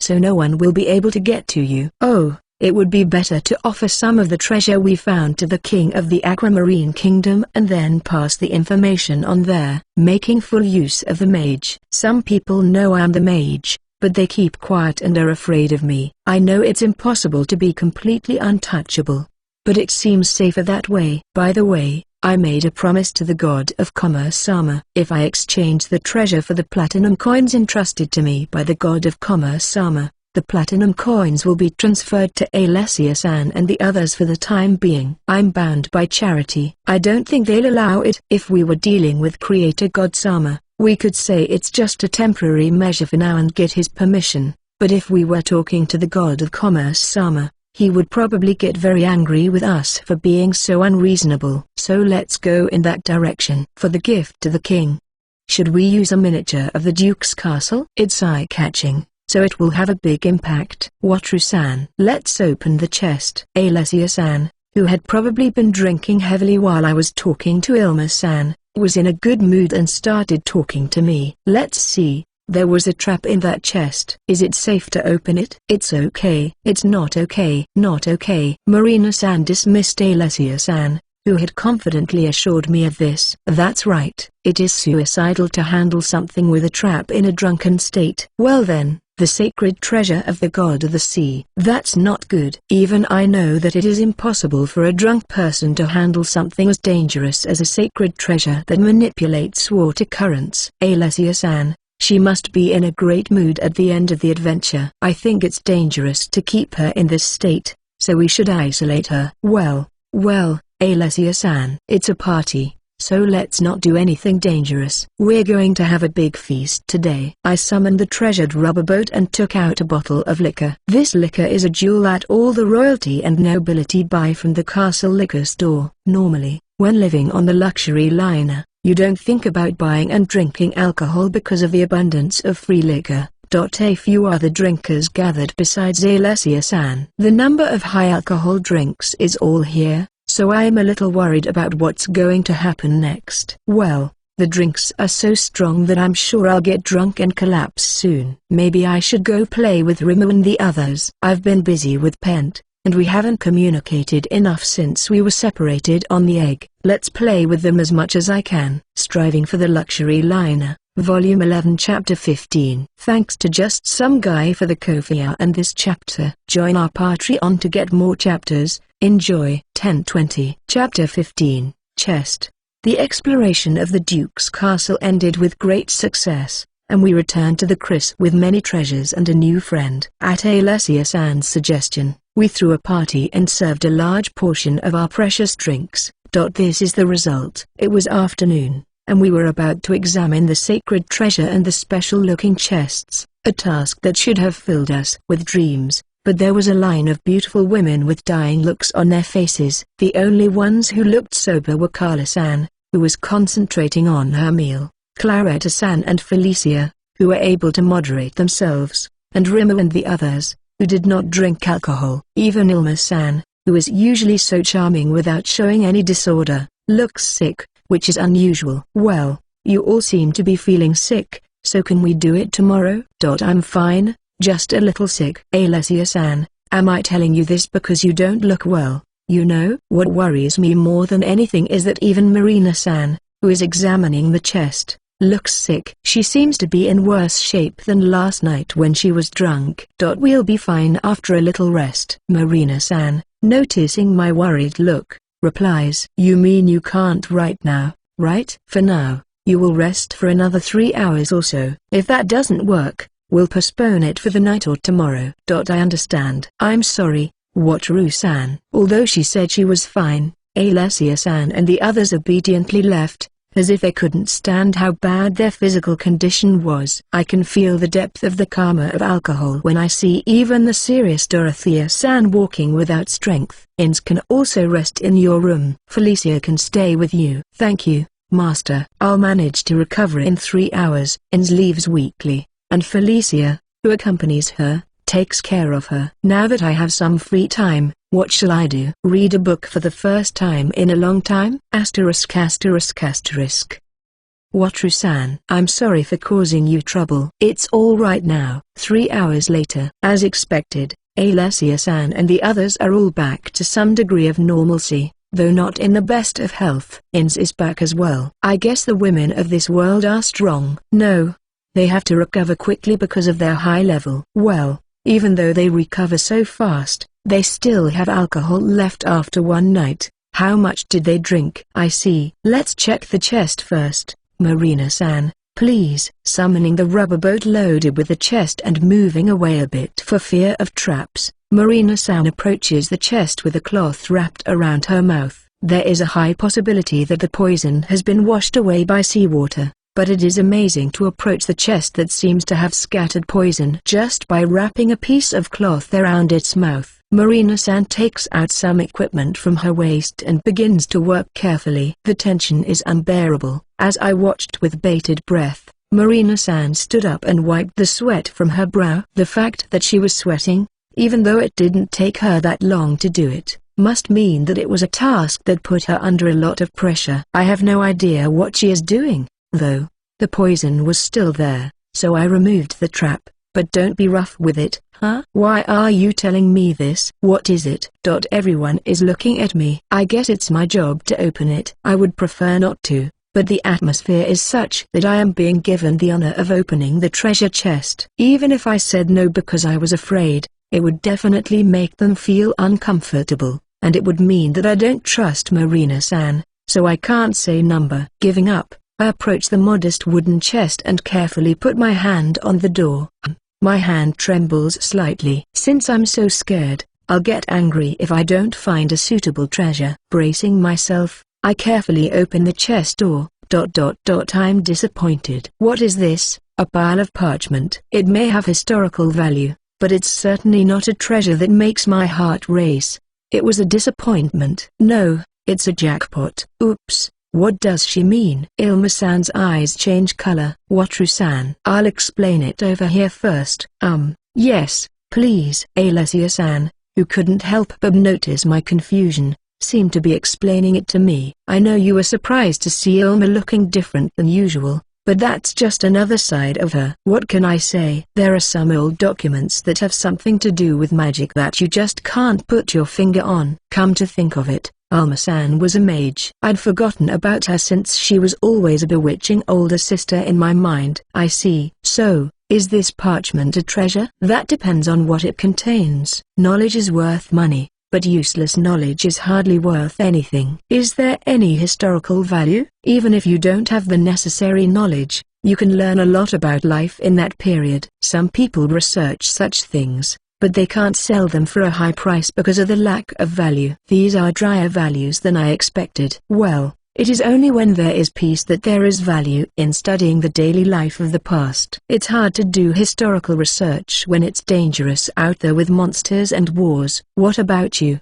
Alma-san? She completely ignores me. She's fine. She's just flipping through it now, so it won't take long. Yes, she's flipping through the parchment at a fast pace, but does she really understand what she's looking at? Oh. The material is divided into several sections. She seems to have a good grasp of the content. It's called speed reading. I found the information quite interesting. I only read it briefly, so I don't know the details, but it seems that the Duke's family prospered by trading using the sacred treasure of the god of the sea, and behind the scenes, they played a role in gathering information from various countries. No wonder they collected so many treasures. Also, according to this document, it seems that they had a close relationship with mermaids. There was also an interesting magic circle. Even though she had only skimmed through it, she seemed to know quite a bit about it. The Duke's story seems to do both good and bad things, doesn't it? I'm not an expert on magic circles, so I'll leave that to others. It's the mermaids that interest me. Let's see, I'll leave the documents to you, Ilma-san. Please let Ims and Felicia know if there is a magic circle that would be helpful to them, and please elaborate on the mermaids. Yufufu. I don't know the details because I only had a quick look. I'll have to read the documents more closely. Oh, Wataru-san, would you like to read it? I can read it because I have language comprehension skills, but the content is a different matter because it is a skill that only allows me to understand language. It would be easier to understand if I asked Ilma-san to explain it all together. No, it would be great if you could explain it to me later. Really? That's too bad because it would have been fun to read the documents together. What? Could it be that it's just me and Ilma-san studying alone? The teacher is Ilma-san, and the student is me.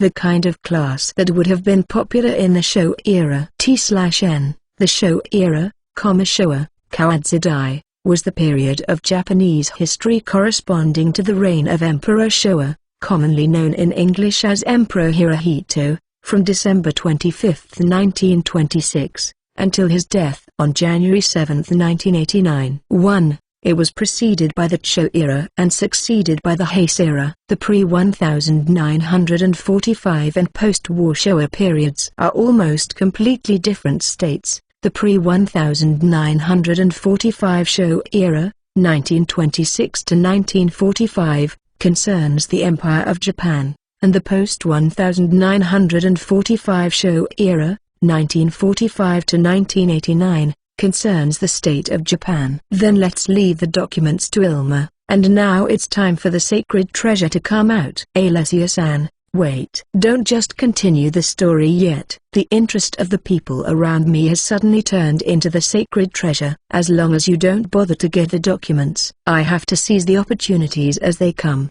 There's a chance that I might actually meet the god, so I'd like to check it out if I get the chance. It can't be helped. Now let's try the sacred treasure. I summon the rubber boat and take out the sacred treasure that looks like a coral figure. So, how do you use this? I don't know how to use the sacred treasure. I tried to pass the magic power through it, but it didn't respond. I tried to use it, and it didn't say anything. I've never used a sacred treasure before. Does anyone know? Alessia-san had never used a sacred treasure either, and she asked around with a very worried look on her face. Well, I'm not sure because I only heard about it in the temple, but I heard that you can't use a sacred treasure unless it's approved by the sacred treasure itself. Claretta-san raised her hand to tell me, but she seemed to have only heard about it and seemed very unsure about it. First of all, I don't really understand what it means to be recognized by the sacred treasure or something like that. Is it some kind of ordeal? Master, why don't you just ask God directly? Master can handle it, right? It's a sacred treasure, right? I'm not sure that asking God directly is the best way. Ins is under the mistaken impression that I can talk to God easily, isn't she? Well, even if I think about it, I don't know, so I'll try. But whether God will answer or not depends on his mood, so don't get your hopes up too high. It's difficult because the mood of the God of Light Sama is also important. If Creator God Sama is angry, it's impossible to do it 9 times out of 10. I lower the bar and go to church in case I fail to meet their expectations. ******. I entered the church on the Chris and prayed with all my heart in front of the statue of God. Since it is in the sanctuary, my prayer must have been heard. Wataru-kun, your prayers are great, but only when you have something to do. I heard the voice of Creator God Sama, and when I opened my eyes, I saw a slightly grumpy-looking Creator God Sama standing in a beautiful room that looked familiar. It seemed that I had been safely invited to the divine realm. Come to think of it, I had only prayed recently when I had something to do. But when I pray in a church, the possibility of being called to the divine realm makes me stay away, doesn't it? I'm sorry. It's not going to be good enough to apologize to God, so I'll just bow my head and apologize honestly. Yes, I'm a generous guy, so I forgive you. So you want to ask me about the sacred treasure, don't you? Creator God Sama is pretty easy to deal with. Oops. That kind of impious thinking is not good. The being in front of me is an extraordinary being who gave me the ship summoning cheat on the spur of the moment. Let's treat him with respect. Yes, I got the God of the Sea's sacred treasure from my exploration this time, but I don't know how to use it at all. Yes, I know because I have been watching you. But I can't let you use the God of the Sea's sacred treasure. I know he is watching me, and I am in a bit of trouble. But it is useful in a situation like this. Is there a problem? Yes. What kind of cheating is it to have ship summoning and the God of the Sea's sacred treasure? Don't you think so? Creator God Sama is still as carefree as ever. Well, I don't know how powerful the God of the Sea's sacred treasure is because I haven't used it, but I don't intend to use it for anything other than defending the Dark Elf Island. The ship summoning I got from Creator God Sama is enough for me. If it's a cheat on land, I'd like it a little, but for the sea, the ship summoning is more than enough. In the first place, he told me to be a little more active because I was living a very simple life, but what kind of cheat is he to be bothered with? That is a good attitude, but it's not that simple. I can't go into details because I'll get scolded. But to put it simply, it's like the race that Wataru-kun loves will be involved. So he can't go into details because he'll get scolded. My favorite race is slime. But considering Saparabi, it might be Horned Rabbit, but since it's a sacred treasure associated with the sea, could it be a mermaid? This is getting to be an interesting story. Striving for the Luxury Liner, Volume 11 Chapter 16. Thanks to just some guy for the Kofiya and this chapter. Join our Patreon to get more chapters. Enjoy. 1120. Chapter 16, Sea God. Not knowing how to use the Sea God's sacred treasure, I went to the church on the Chris to ask Creator God Sama how to use it. Although I was able to meet Creator God Sama without any problems, I am a little nervous about the story because it seems to involve mermaids. Creator God Sama. The Sea God's sacred treasure has something to do with mermaids. Correct. Originally, the Sea God gave the treasure to the mermaids. Then, some otherworldly person got a little carried away and took it away from them. That's the worst, isn't it? Mermaids live in the sea, right? What kind of cheat would allow a person to take away a mermaid's precious sacred treasure, huh? It was Creator God Sama who gave abilities to otherworldly people, wasn't it? Isn't it Creator God Sama who is the source of the problem? Well, I can't say anything bad about it because I was given the cheat as well. But still, it was a mermaid's sacred treasure, wasn't it? Do I have to return it? If I return it, I'll be able to make friends with the mermaids. but I'm sad that I won't be able to protect the Dark Elf Island. Creator God Sama. That's enough. I was about to ask a question about the sacred treasure when the God of Light Shama appeared. Creator God Sama himself had said that he would be scolded if he talked too much, but he just answered about the mermaids. I think the God of Light Shama stopped him because he was about to slip up. But the God of Light Shama is as beautiful as ever. She literally has a glowing beauty. But I can see some shade and fatigue, which means she must still be having a hard time following up with Creator God Sama. Sorry to interrupt you, Wataru-san. May I borrow Creator God Sama for a moment? Oh, yes. Take your time. I guess my words sounded strange. Well, I put my heart and soul into it, so I'll give her a break. Thank you very much. The God of Light Sama, who smiled a little, and the Creator God Sama, who looked a little scared, disappeared before my eyes. But since he didn't talk much, it wouldn't be a long sermon. Wataru-san, thank you for waiting. As expected, it did not take long for God of Light Shama and Creator God Sama to return. Since Creator God Sama seemed to be sulking a bit, it seems that he was not that restricted. No, I didn't wait at all. So, I'm hoping you can tell me about the sacred treasure I have in my possession. But what should I do? It's not good to ask too many questions, is it? You are right. It is not a good idea because it would break the rules set by Creator God Sama, but you are already in the divine realm, and many gods are indebted to you. If it's just a little, the other gods won't make a fuss. I see. So the gods who complain about Creator God Sama's rule against interfering in the lower realms will lose the invitation to the luxury liner. I wonder if I should invite them to the quiz temporarily since I'll cause them trouble. Oh, Creator God Sama is complaining that I wouldn't have to complain if that were the case. Now that I've caused the displeasure, I have to invite them. I apologize for the trouble I caused you. If it's not too much trouble, I would like to treat the gods at Chris as an apology. We still have some time before our appointment. Is that okay? The God of Light Sama looked a little happy. It was not a bad suggestion for the God of Light Sama. Yes, if I could apologize for any inconvenience my selfishness might have caused you, that would be very helpful to me. The God of Light Sama would probably settle things nicely without my doing anything, but that was why I wanted to help her. Well, the God of Light Sama has the role of organizing the gods, so there will be more work to do, but I will do my best to cover it with my hospitality. The gods are also looking forward to visiting Wataru-san's ship, so I would appreciate it if you would say so. We'll work out the details later, but let's take care of Wataru-san's business first. The gods were having a good time on the castle, weren't they? Since the ability was originally given to me by Creator God Sama, I feel like I can handle it with the help of the gods. But I guess it's not easy because of the various intertwined factors. I am here to talk about the sea god's sacred treasure.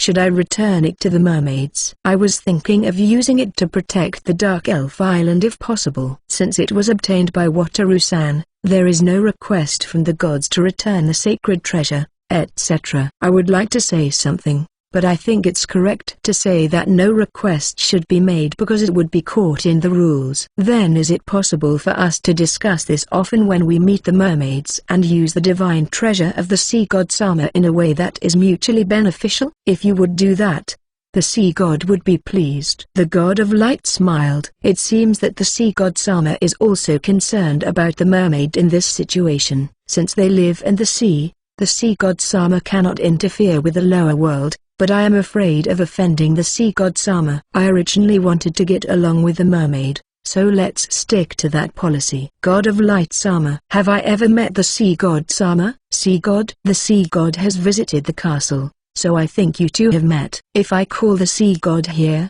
the sea god might ask for a favor regarding mermaids, so I haven't done so. Have we met before? If I don't remember, it's probably a male god. I'm not too happy that he's being called, but it's easier if he tells me his request first. If I discuss the request with the mermaid, we can come to a mutually satisfactory conclusion. If it is inappropriate for me to ask, it is okay for Sea God Sama to tell me about it within the rules. I will do my best to be as good as possible, so could you please call the Sea God Sama? I made my request, and the God of Light Sama nodded and disappeared. She must have gone to call the Sea God Sama. You don't have to worry so much about that.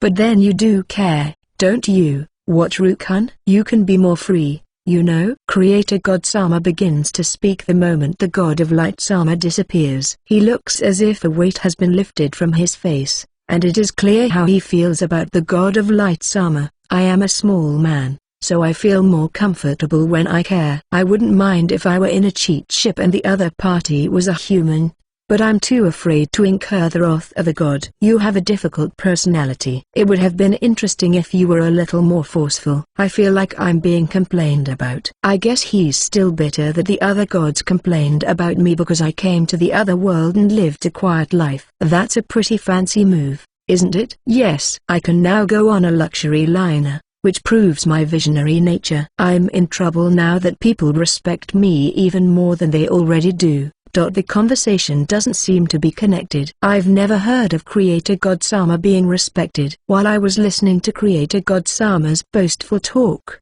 which I don't understand, God of Light Sama came back with Sea God Sama. Wataru-san, this is the Sea God. I am the Sea God, the great god of the sea. Oh, I remember this god. He was a member of the hot and boisterous group that drank a lot of alcohol and made me drink a lot of alcohol. To be honest, I avoided them because I was not so good with them, but to think that there was a Sea God Sama in that group. I would like to keep a reasonable distance from this god while not forgetting to be respectful. To be more precise, I want at least one person in between. No, a god. That is not the same. I would like to have at least one pillar in between. Sea God Sama, I am always indebted to the sea. I am sorry for calling you here. No problem. I heard that you obtained the sacred treasure that I gave to the mermaids. How do you plan to use that power? I came here because I didn't know how to use it before I used it, but I guess that's not what this is about. I also hope to be able to protect the Dark Elf Island with the Sea God Sama's sacred treasure. However, I have heard that the Sea God Sama's sacred treasure originally belonged to mermaids, so I hope we can discuss it when we meet and come to a mutually acceptable agreement. If so, that's fine. The mermaids are in trouble, too, so help them out. I'll give you permission regarding the Sea God's sacred treasure. God is very quick to develop a story. Things are decided quickly and easily. Well, does the permission mean that I can use the Sea God's sacred treasure now? Creator God Sama seemed distraught, but is that okay? When I looked at Creator God Sama, he already looked like he had lost interest. It seems to be okay. It is still appropriate, isn't it? Do I need Sea God Sama's permission to use the sacred treasure? If so, wouldn't it be useless to have it taken away? Even without permission, you can use it if you turn it by force. The person who stole the sacred treasure was forced to follow it with tremendous magic power. He also added a curse-like effect to make it obey his bloodline. Well, then, the original power of the sacred treasure would not be displayed. Now that I have given you permission, you can use all of its power. Was the former Duke another worldly person? And what about being able to use all the powers? Should I be happy that the Dark Elf Island will be well defended? I'd be careful not to overdo it. Well, thank you very much. Now, how can I meet the mermaids? If you use the Sea God's sacred treasure in the sea, they will react to it and come out. But it will take time if the mermaids are not nearby. I heard that there are mermaids in the Aquamarine Kingdom. Is that a problem? No, if I use it in the open sea, the mermaids are likely to be attacked by sea monsters. So let's find a discreet and safe place to use the Sea God's sacred treasure in the inland sea. I also ask you to give the mermaids some advice. Never regret what they've lost. I am neither angry nor sad. I will always watch over them with great love. A message. Just as the goddess of the forest Sama could not speak to the dark elves, the Sea God Sama probably could not speak to the mermaids. It would be against the rules for the voices of the gods to reach the believers, wouldn't it? It's a dubious line for me to communicate, but the god of light Shama wasn't offended, and the request of the goddess of the forest Sama was fine as well. Is this a gray area? Come to think of it, isn't giving permission to a sacred treasure a violation of the rules? As long as the god of light Shama isn't angry, that's okay, too. Right? I don't understand the line at all. Sea God. If you're going to ask Wataru-kun for a favor, you have to give him the proper compensation. The goddess of the forest and the god of gastronomy have dates and lap pillows while cleaning his ears. you know. Wataru, shall I give you an ear cleaning and a lap pillow? That's one hell of a killer shot from Creator God Sama's killer pass. It's not a reward, it's a punishment. No, it's enough that you allowed me to use the sacred treasure of the sea god. Then I'll go back. Wataru, let me have another good drink. On your ship. Sea god Sama is a simple type of person, isn't he? He left easily. It's time for me. I also have a meeting with the god of light Sama. We'll have to have a serious talk, but it'll still be a fun time. Striving for the Luxury Liner, Volume 11 Chapter 17. Thanks to just some guy for the Kofiya and this chapter. Join our Patreon to get more chapters. Enjoy. 1220. Chapter 17. The Sacred Treasure's Essence. I went to the Divine Realm to ask how to use the Sea God's sacred treasure, and I asked the God of Light Sama to bring the Sea God Sama to me, and I was able to learn how to use the Sea God's sacred treasure. Before that, I was to invite In's family and Flora-san to the quiz. How did it go, Wataru-san? As I left the church, Alessia-san called out to me as fast as she could. I see that everyone else is here in full force except for Bent. They seem to be anxious about the outcome of the negotiations with God. I was able to meet with the Sea God Sama, and now I can use the Sea God's sacred treasure. When I said this, Alessia-san and the others, Ins and Felicia, shouted in admiration. It's not that I'm particularly great, that's all up to God, but it's nice to see that kind of reaction.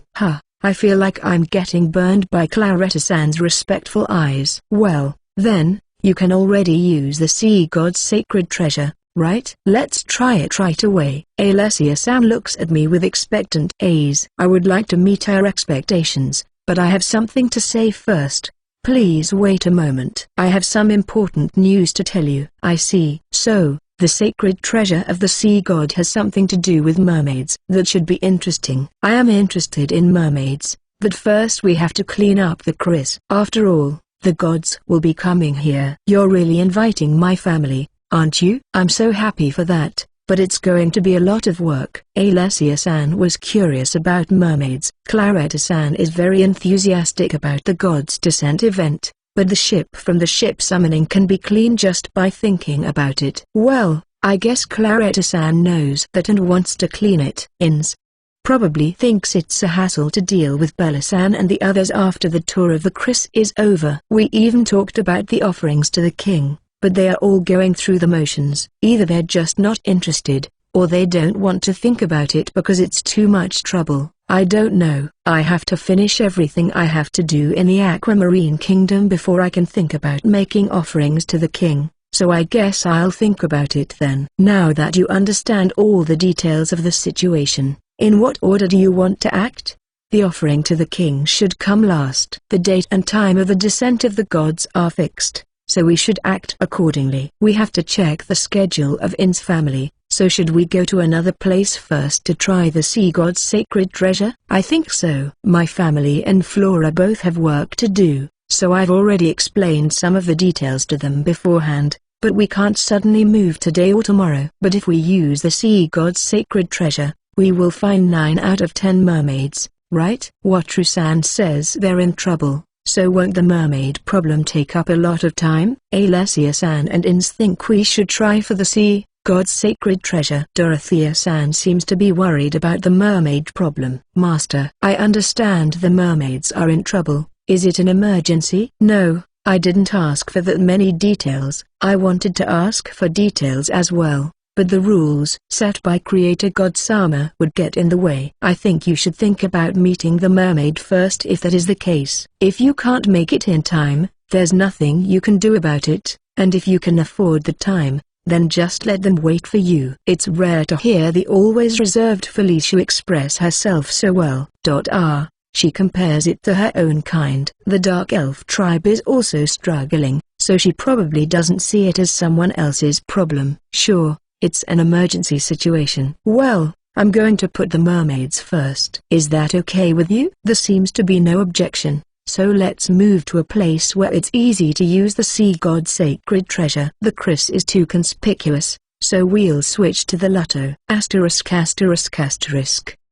This area seems nice. It is not impossible to see it from the land, but it is not very visible because apparently no one lives near it. If I use the sacred treasure on the other side of the land, no one will be able to see it. The mermaids are unlikely to be attacked by monsters because of the inland sea, and although I am worried about the fishermen, it is already late in the evening. They would not come all the way out here to hunt. This is the best place. I have been waiting for this. I wonder how it works, how it moves the currents. It's a sacred treasure. It'll be spectacular. Alessia-san and Ins look forward to it. But just because it can be spectacular doesn't mean I'm going to make it spectacular. That would defeat the purpose of moving to a less conspicuous place. It will be plain and disappointing, but let's just get on with it and meet the mermaids. I'm looking forward to it. Huh? I got the permit, but I haven't heard how I'm supposed to use it. It's too late to say that I don't know how to use it. I guess I'll just have to try it on the spot. I summoned a rubber boat with the sea god's sacred treasure on it and approached it with trepidation, and the originally brightly colored sea god's sacred treasure began to emit sparkling particles of light. It looked like coral spawning, but there was no such reaction when I touched the sacred treasure before. Was this the effect of receiving permission? I'm not sure, but it looks like it might be useful. When I touch the sea god's sacred treasure with determination, the use of the sacred treasure flows into my brain. It feels like being appointed as a staff member with ship summoning. But this is bad. No wonder Creator God Sama is in trouble. The ability to manipulate the ocean currents alone is a cheat, but that wasn't its true power. The sea god Sama said that if it were forced, it would not be powerful enough, but on the contrary, it was a cheat to be able to manipulate the ocean currents even if it was disabled. And since the sea god's sacred treasure in front of me has the sea god's permission, it can work at full capacity. Not only the ocean currents but most things in the ocean seem to be controllable with this sacred treasure. It's definitely too much power for me. I'm scared just to have it, but how am I supposed to handle it? If I give it back to the mermaid and they use it recklessly, the country will be destroyed, right? Wataru-san, what do you think? Can you control the ocean currents? As I was getting scared, Alessia-san called out to me. She seemed to be worried about me because I had stopped out of fear. Well, I want to meet the mermaid, and if it looks dangerous, I'll seal it in my rubber boat. For now, let's make a little whirlpool. It should be safer than moving the current or creating a new one. I have to make sure I don't cause a tsunami. First, I'm going to make a whirlpool over there. Just watch me. The surface of the ocean began to ripple, and in no time at all, a whirlpool about 2 meters long was formed. It's so small. Wataru-san, is this your limit? Alessia-san looked at me with an expectant expression. I think I can make the whirlpool as big as I want it to be. It's not safe to make it too big, but how big do you want it to be? What do you mean, how big? It seems that this divine treasure could not work as well as it should have at the Duke's place, and all it could do was move the ocean currents. But now that I have Sea God Sama's permission, it seems possible to create a whirlpool that could engulf the aquamarine kingdom. That's not a joke, is it? I thought it could only move the ocean currents. Yes. The original performance of this sacred treasure is too dangerous. It's on a level where it's harder to find something it can't do in the ocean. Alessia-san looked like a child who got a new toy, so I told her about the performance of the sea god's sacred treasure to make her understand the danger. I see. It is best not to use it too much, right? I think so too, but since I plan to use it on the Dark Elf Island, it would be kind of scary if I didn't master it to some extent. It would be a disaster if something happened to the Dark Elf Island on the spur of the moment. Felicia, I'm going to practice properly, so don't look at me with such a worried face. Oh, it would be a problem if something happened to the island, wouldn't it? Yes. But originally, I wanted to manipulate the ocean currents to keep ships away from the island, but it was a more powerful sacred treasure than I expected, so it would be a perfect defense. The question is how far to go, but I think it is possible to create a legendary island that is impenetrable unless you can fly over it. At the very least, I want to make it more impenetrable than the Southeast Island. After that, I want to seal it off if possible. So, if it's not too dangerous, I'll accept requests, so please let me know what you want me to do. Even though you say it so casually, it's hard to ask for something like that. That was my intention, but I may have threatened her too much. Then I will. Master, can you make the waves more violent in one part and keep them that way? Felicia also seems to be thinking about defending the island. It's a good idea because it's hard to get close to the island if the waves are just too violent. I understand. I'll try it. I'll try to make the waves more violent in a place a little further away, about the size of 5 tatami mats. That is great. Master, how long can you keep it up? It is indeed amazing. The waves only swell like a storm within an area of about 5 tatami mats, but they don't affect the rest of the area in the slightest. It seems that when you want to use the sea god's sacred treasure, you can set the time, so it seems possible to maintain this state indefinitely until the next time you want to use it. Sea god's sacred treasure. It's at the level where it's hard to even describe in words how amazing it is. To put it simply, it is as expected of the sacred treasure. Is it possible to surround the entire Dark Elf Island with these waves? Yes, I think it would be relatively easy. It seems to me that just surrounding a large area with more awesome waves would make it impenetrable. But then, the Dark Elves would not be able to leave the island, so I would have to think of a way. Wataru-san. We're surrounded. Ilma-san's voice made me look around, and I saw human faces sticking out of the water surrounding our ship. It's a somewhat frightening sight. Sea God Sama said that they would come if I used the sea god's sacred treasure, but it seems that the mermaids appeared sooner than I expected. It is good that the mermaids showed up as planned, but why are they all men? Mermaids are basically beautiful women, aren't they? Can't I just push away the handsome mermaid or the man's dream with the sea god's sacred treasure? Striving for the Luxury Liner, Volume 11 Chapter 18. Thanks to just some guy for the Ko-fi and this chapter. Join our Patreon to get more chapters. Enjoy. 1320. Chapter 18. Great Mermaid. The sea god's sacred treasure with no restrictions was more powerful than I thought and possessed a terrifying power. I couldn't use it badly, so I practiced to protect the Dark Elf Island, and before I knew it, I was surrounded by handsome male mermaids. Should I talk to them? They wouldn't attack me out of the blue, would they? I don't know what to do because this is different from my first contact with mermaids. Handsome mermaids, oh my. You are really amazing. Won't you have tea with me? I expected them to be a little more friendly since I have a lost treasure for the mermaids, even if it wasn't a casual let's have a cup of tea kind of thing. I don't want them to suddenly surround us. Mermaids have dealings with humans, they can talk to us. Maybe it won't be a problem. Besides, we're on Wataru-san's ship. We'll be fine even if we're attacked. Alessia-san is right. I completely forgot that it's okay because I'm protected by the cheat ship summoning. Anyway, let's talk to them from a safe distance.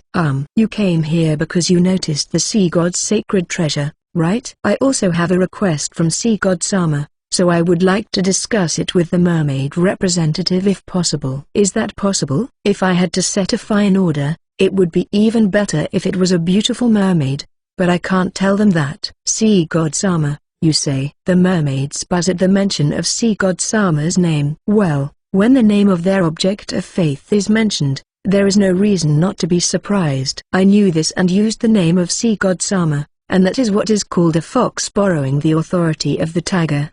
But since I was asked to give advice, I have to reveal the existence of Sea God Sama anyway. Then he won't be offended if I use his name for the sake of friendship between the two parties. Are you sure about that word? One of the beautiful mermaids among the noisy mermaids spoke up. I guess this mermaid is the highest ranking one in this place. Yes, I don't have any proof, but no, I got permission from Sea God Sama to use the sea god's sacred treasure. So wouldn't that be proof? I show him the sea god's sacred treasure, which is still shimmering and scattering something that looks like particles. The particles in this sacred treasure are supposed to be proof of complete mastery of the sacred treasure, so it should be convincing. It seems to be too much for those of us on patrol. I'm sorry, but can you give us some time to get someone up here who can handle it? Those mermaids were the patrol? That would explain why there were only men.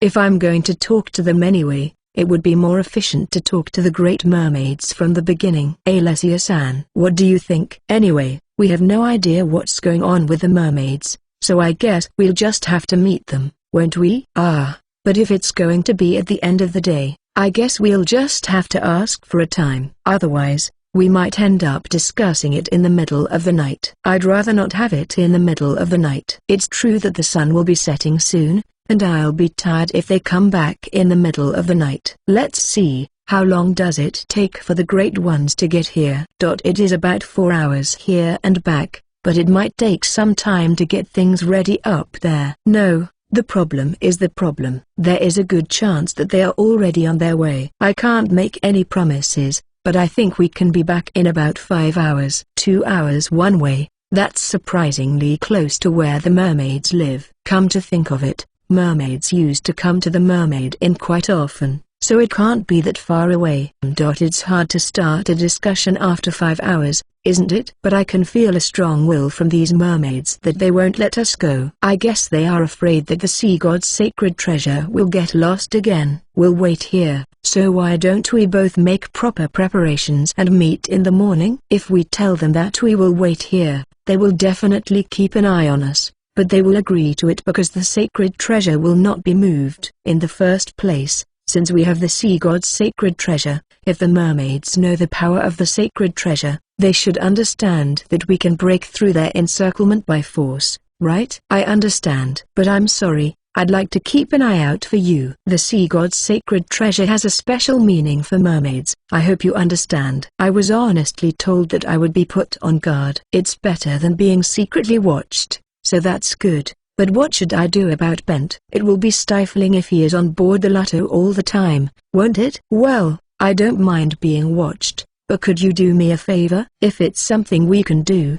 we'll do it. That's a quick answer. This mermaid captain, his language is formal, but he seems to be paying a lot of attention to us. That is very helpful. Actually, I made a baby sea serpent as my familiar, so I want to let him swim in the sea. But I don't want him to be attacked by you. So could you please keep your hands off him? There is a possibility that they will take Bent as a hostage, or even a pawn, but I don't think they will try to pick a fight before we have a chance to discuss the matter. A baby sea serpent as a familiar. How could you do that? The mermaids are very surprised. Well, looking at the breeding room in the Duke's castle, it seems that eggs and babies are treated with great care, and the baby sea serpents themselves must be quite rare. There was a lot going on when I got the sea serpent. So could you please not touch him? Is there anything that would cause him to attack us? I'll give him plenty of food, and I'll make sure to tell him not to attack mermaids, so don't worry. Bent is basically docile, maybe because he was beaten to a pulp the moment he was born, so I feel like he should be fine even if I don't tell him. Well, I'll make sure to tell him. Then there's no problem here. Well, we'll talk again in the morning. I understand. When we finished talking, the mermaid captain called his men to make a report. He definitely doesn't want us to escape. Well, it was time for us to return to the ship. I'll feed Bent and introduce him to the mermaids before we eat. Asterisk asterisk asterisk.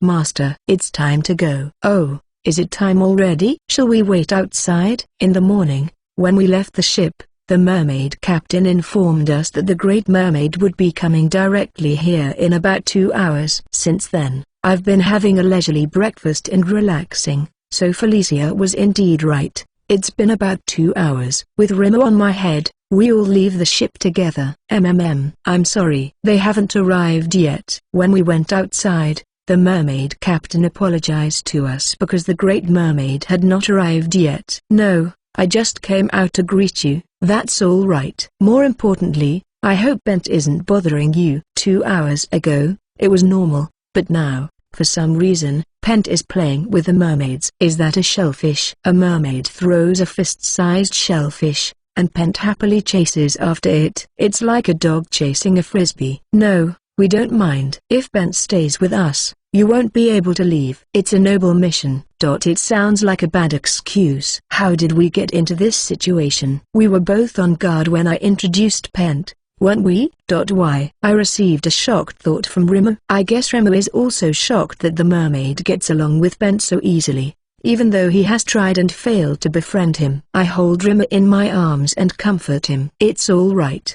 I'm sure they'll get along when they're a little older. Suddenly, The mermaid patrol changed its movements and began to spread out away from the Lutto. Had a great mermaid arrived? A new group of mermaids emerged from the center of the spreading mermaid patrol. It seems that a great mermaid has arrived after all, and there are several female mermaids, which I had hoped for. Your Majesty. Why is Your Majesty in such a place? The captain of the patrol was astonished to see the group of mermaids that had come out. If it's Her Majesty, does that mean that the beautiful woman in the middle is Her Majesty the Queen? I heard that a great person was coming, but I didn't hear anything about Her Majesty the Queen. Ah! The captain was also surprised. So this is an unscheduled action? I am to meet the current owner of the sea god's sacred treasure and a person related to the sea god Sama. It would be appropriate for me to go to him. Her Majesty the Queen answered the captain's question. I see. I borrowed the authority of sea god Sama, and now Her Majesty the Queen has come out. I wanted to talk to the Great Mermaid from the beginning. So it doesn't matter. I don't think the Queen has been called at all. Well, may I look down on Her Majesty from above? But I can't go into the sea. Besides, the cleavage of Her Majesty and the surrounding mermaids is sexy. However, I expected the female mermaids to be topless, but as expected, they are wearing some kind of bra that looks like it is made of monster material. Well, I thought it was unlikely that they would be topless since they were dealing with humans, but the male mermaid was topless, so I kind of expected it. But a beautiful person. I mean a beautiful mermaid. Her hair reminds me of the deep sea. Almost dark blue. Her skin is white, without a millimeter of tan, although she should be swimming in the sea. The symbol of fertility and motherhood, and the blue eyes that seem transparent. The mermaid beauty I had imagined had a more pure image, but she was more of an adult beauty with a sense of dignity. But you must be careful. If something were to happen to you, what would we do? If that should happen, just appoint my daughter as the new queen. Does the queen have a daughter? She is a beautiful woman who looks to be in her early 20s, but is she older than I expected? It seems that I was not wrong in feeling that she was an adult beauty. Oh, I made eye contact with Her Majesty the Queen. This is something unseemly in front of the messenger of the sea god Sama. Her Majesty the Queen bowed her head gracefully, even though she was just sticking her upper body out of the sea. I'm the sea god Sama's messenger, so I'm positioned above Her Majesty the Queen. I have a bad feeling about this. No, I'm not that important, so please raise your head. I was just asked by Sea God Sama to give some advice. I am not in a position to look down from above. How can I? Oh, if I summon a rubber boat, I can be closer to the surface of the sea. No, I'm afraid to show the ship summoning when I don't even know what the relationship will be like. Word from the Sea God Sama to us. Somehow, the Queen and the mermaids are moved. Apparently, I chose the wrong words. I'm not quite sure what to make of it. Striving for the Luxury Liner, Volume 11 Chapter 19. Thanks to just some guy for the Kofia and this chapter. Join our Patreon to get more chapters. Enjoy. 1420. Chapter 19, Adelaide. As a result of borrowing the authority of the sea god Sama, a very important mermaid called Her Majesty the Queen came instead of a great mermaid. Moreover, even though I am dealing with Her Majesty the Queen, it seems that I am positioned above Her Majesty the Queen as a messenger of sea god Sama. My stomach hurts. Anyway, I don't feel comfortable speaking in this position, so what should I do? First of all, let's correct the position in which I am looking down at Her Majesty the Queen. Of course, we cannot speak calmly in this position. Messenger Sama, is it possible to take us aboard the ship? Her Majesty the Queen aboard the Lutto. Safety is assured, as killing on board is strictly forbidden. But I will be delighted to have you aboard my ship, but we don't have the facilities for mermaids to spend time comfortably. Is that okay with you? It seems like the only thing I can do is to secretly summon a rubber boat on board and pour seawater into it. Would the bath boat Pentuses be better? Oh, if I'm going to let Her Majesty the Queen on board, I'll have to change the interior as well. Should I change the interior to the one that was used when I first took Camille-san aboard? That's fine. Then, there is a hidden treasure that was given to us when we were still deeply connected with Sea God Sama. This time, since it is a meeting with someone from the land, I brought it with me. Wasn't that also a sacred treasure given to them by Sea God Sama?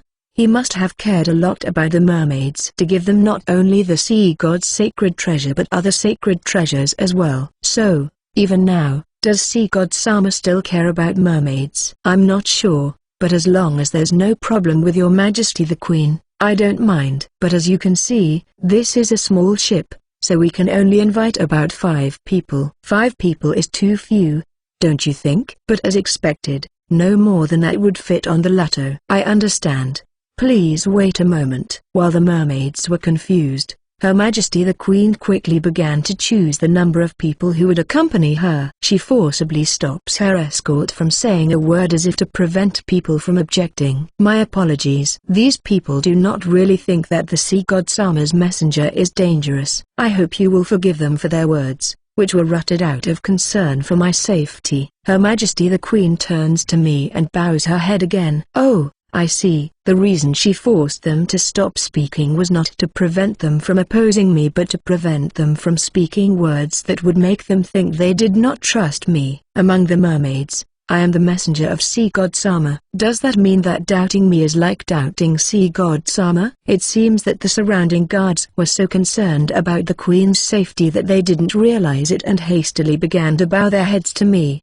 I don't know if I should put it this way, but it's endlessly annoying to know about positions and which one of us is the greater person or not. For me, I can be completely satisfied just by shouting in my heart that the Mermaid Queen is very beautiful, but life doesn't work that way. As I said before, I am not the kind of person who would ask Your Majesty the Queen to bow down before me. It's natural for the guards to worry about you, Your Majesty, so don't worry about it. I appreciate it. If anything, Her Majesty the Queen's polite attitude is more harmful to me. My stomach hurts. After Her Majesty's apology, the 5 members of the boarding party, including Her Majesty, were decided. While I was watching what would happen from there, one of the guards took out an opulent jewelry box from a large box he was carrying on his back. When Her Majesty the Queen touched it with her hand while chanting some kind of incantation, the jewelry box opened with a snap, revealing many accessories inside. Foo. These accessories were given to the mermaids by the sea god Sama, and as long as you wear these accessories, you will be able to obtain human legs. Her Majesty the Queen explained to us who were looking at her with interest. If the mermaid who wears it loses her love, she will disappear as a bubble. It's not a witch's curse, but the one given by the sea god Sama, so it's not possible. After Her Majesty the Queen turned to us and explained, she took out 5 simple silver rings from her jewelry box. There's a necklace and some other things, but I guess she decided to keep it simple. Her Majesty the Queen, who had given the rings to the 4 people chosen to accompany her, put the rings on herself as well. Oh! The seawater suddenly surrounded Her Majesty the Queen, who was wearing the ring like a tornado. Since the mermaids who accompanied her were not surprised, it must have been the effect of the ring. The so-called transformation scene was performed. Normally, light would serve as a distraction. But since it is a sacred treasure of Sea God Sama, it seems that seawater serves as a distraction. I am curious about the transformation scene in the absence of seawater. After the seawater tornado of Her Majesty the Queen, 4 seawater tornadoes were created. The 4 guards must also have worn the rings. When the seawater tornado of Her Majesty the Queen disappeared, there was Her Majesty the Queen in a dress that clung to her body. A dress in the ocean with what should have been human legs. Will she be alright? Won't she drown? Is it safe to come up this way? Her Majesty the Queen asked me as she approached me gently as if she felt no resistance in her dress in the sea. Yes. Please use this ladder. As I hastily give Her Majesty the Queen permission to board the ship, I explain how to get on board. Normally, the guards would board first, but I guess they are showing their trust. Her Majesty the Queen boarding through the ladder. She looks so beautiful that she doesn't look like she has a child. The dress, which should have been soaked in seawater, is not wet at all, which is understandable because it's a sacred treasure. Right? What I'm more interested in is the dress, which is so tight and spread out at the hem. Isn't that called a mermaid dress? I wonder if there are mermaid dresses in this world or if it's just a joke of the sea god Sama. Oops, 4 of the guards are also approaching the ship. I have to give them permission to come aboard as well. I will ask sea god Sama about my doubts when I see him. so I give them permission to come aboard and face Her Majesty the Queen. Foo-foo, I have human legs. Perhaps, seeing that we were looking at her, she lifted the hem of her dress to show us her legs. She even wears high heels on her translucent white feet. It's a blessing, but if it weren't for someone related to Sea God Sama, this would be a decapitation incident. After waiting for the 4 people to come up, I finally led Her Majesty the Queen and the others into the Lotto. We're finally having a discussion. I'm tired of all the things that happened before we started talking. I would like to take a break, but that's not going to happen, is it? Is tea okay? Alessia-san and I sat on the sofa that has become commonplace in this world, with Her Majesty the Queen sitting on the other side of the table and 4 guards waiting behind her. Anyway, in such a case, we serve drinks, right? I don't even know if it's okay to serve tea to a mermaid or if it's even possible to serve regular tea to Her Majesty the Queen. Yes, you can think of us mermaids as no different from humans, just with a different lower body. I can't breathe in the sea if I just have different legs, but I guess this retort is tactless. Felicia made us a cup of tea, and we started the discussion again. Let's see. Let's start with introductions, shall we? How do I introduce myself to Her Majesty the Queen? I didn't learn that at school. My name is Wataru. I am pretending to be a merchant on this ship. Pleased to meet you. It was all I could do to keep the first person as me. My name is Adelaide. Wataru-sama. It is a pleasure to meet you, Your Majesty the Queen. You can just call me Wataru. I'm really not that important. It felt like the office workers were giving in to each other. But as a result of my efforts, we ended up calling each other Wataru-san and Her Majesty the Queen. She asked me to call her by her name, but calling Her Majesty the Queen by her name or something like that would make a hole in my stomach. Well, first of all, I would like to tell you what Sea God Sama ordered me to do. Is that okay? Yes, please. Suddenly, Her Majesty the Queen stood up, and the 4 guards became so nervous that I could tell just by looking at them. I was the one delivering the message, so there was no need to be so nervous. No, it was a message from God, so standing up was probably the right thing to do. Even in historical dramas, when a word was given by a superior, a person higher than the messenger would respond to the messenger in a polite manner. The mermaids respect the Sea God Sama as much as he respects the mermaids. It would be impossible for them to accept his words with ease. In that case, it would be different for me to just sit back and deliver the message. Let me tell you what Sea God Sama says. Never regret what you've lost. I am neither angry nor sad. I will always watch over you with great love. This is what he said. I also stand up and deliver my words with a serious expression on my face as best I can. I know it's a little late, but it's a short speech. It's been a long time since they heard anything from Sea God Sama, so he should have told them a lot more. Well, Sea God Sama seems to have a straightforward personality, so I guess he didn't want to string words together for too long. Thank you very much. Her Majesty the Queen was on her knees, covering her face with her hands as if she was about to collapse, and 4 of her guards were also in tears. I am sorry to show you something so unsightly. No, a beautiful woman's tears of joy are not unsightly. Even now, her relieved face, as if a weight had been lifted from her shoulders, is still extremely attractive. Don't worry about it. I can't say for sure that I understand, but I know those words were important to the mermaids. Thank you. So, Wataru-san, I don't want to force you to answer, but may I ask how you received the word of the Sea God Sama? Yes, that's certainly something to worry about, isn't it? It seems that they trust me because of the Sea God's sacred treasure, but they must still be worried that they only have my word. I am sure they would like to get as much information as possible, but it is difficult to know what to say and how much to say. It would be a pity if I couldn't tell them anything. Striving for the Luxury Liner, Volume 11 Chapter 20. Thanks to just some guy for the Ko-fi and this chapter. Join our Patreon to get more chapters. Enjoy. 1520. Chapter 20. Surprisingly easy. I welcomed Her Majesty the Mermaid Queen, Adelaide Sama, and 4 of her escorts aboard the Lotto and told them about Sea God Sama's words. Her Majesty the Queen and her 4 escorts were both moved to tears, but after they calmed down, they asked me how I got a word from Sea God Sama. It's hard to know to what extent I should answer. If you can't, That's okay. I apologize for asking such a rude question. When I was troubled, Her Majesty the Queen apologized to me. It seemed that I had made her feel uncomfortable. Her Majesty the Queen and her escorts seem to adore Sea God Sama and are overly polite to me. Even though it was the Sea God Sama's effect, it is still polite to be as sincere as possible to those who are willing to face you properly. No, I was just wondering what to tell you. I'm also not sure how much to tell you, so please forgive me.